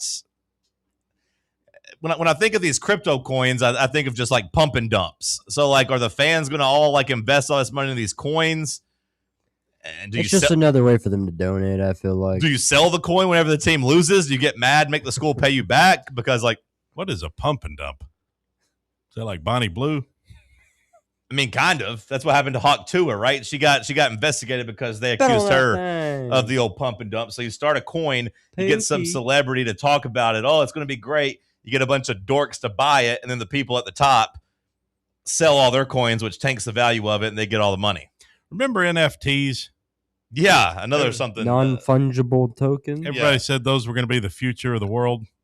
I don't want to sound like a boomer, but when I heard that, I was like, that sounds stupid. Mm-hmm. That's not going to work. That's dumb. I still don't understand. I never understood it. Somebody was like, "Oh, it's like artwork for your thing." I was like, I don't get it. Even dumber to me was the people buying just random highlights. You could buy like the NFT version of like, I remember like NBA highlights. Chance, when he worked at the station, him and Rick were buying those during the Blitz. And Chance like, oh, I got a corner three from some random bench player. If this guy ever becomes a Hall of Famer, I own his highlight. And I was like, this seems weird. Yeah, I still don't get it. Over in the French Open, another big upset as Arena Sabalenka loses. All the big-time men and women now gone. There will be no former major champion left in either the men's or the women's semifinal. That's the first time it's happened since 1977. That's crazy. 50 years ago when you get to the semifinal on the men's and women's sides where you have no former champion. So that means somebody going to get their first Grand Slam here on both sides. It's kind of cool. Chaos on the clay. Chaos on the clay. Turns out, I bet Jack's fired up right now. Turns out, I need to text him because he probably is. He's probably mad that all the good guys are gone. Is his guy out? I don't know. Zverev. Has he won a major? I don't know. That's what I was getting. I was actually just looking that up right now because like he was the last name I saw. I feel like I remember Jack talking about how he's a better player on the clay. It does seem like he's still alive, and it does seem like he's just been kicking ass. Yeah, he won yesterday in straight sets, so it does feel like it's his to lose. So you're probably right. Jackie Boy is probably pretty fired up. Turns out once Rafael Nadal left, the clay was just a complete free-for-all. Bubba, what else you got for us? That's a good question. I ain't got nothing. Okay, well, never mind. You ain't got to have nothing. No big deal. Cody, what's your plans tonight? Watching the NBA. What's that hat? M? Yeah, what is that hat? What's it stand for? Maine. Maine? That's where Cooper Flagg went to school. Go Black Bears. How about that? I'm just watching the NBA probably. That's all I'm going to do. I definitely ain't watching that damn softball. All right. Watching the NBA. Are they on at the same time? I'm sure they are. Softball might start at 7, but I'd say it probably starts at 8 too. I'll be driving around town and watching the NBA. I do hate how they are going to do so much extra stuff for the finals, though. I do hate all the extra like TV stuff. It just seems like the game takes longer to start. What time does the game come on? 7:40 Central Time. That's late. 8 o'clock. 8:40. That's late. Yeah, it is late. It won't be over till about 10:45. Then we'll talk about it the next day. Softball, for reference, Sam, it starts at 8. Texas Tech's gone to -120. There's some steam coming in on the Raiders. That'll do it for us. The Tony Basilio Show coming up next. We'll do it again tomorrow. Have a good Wednesday.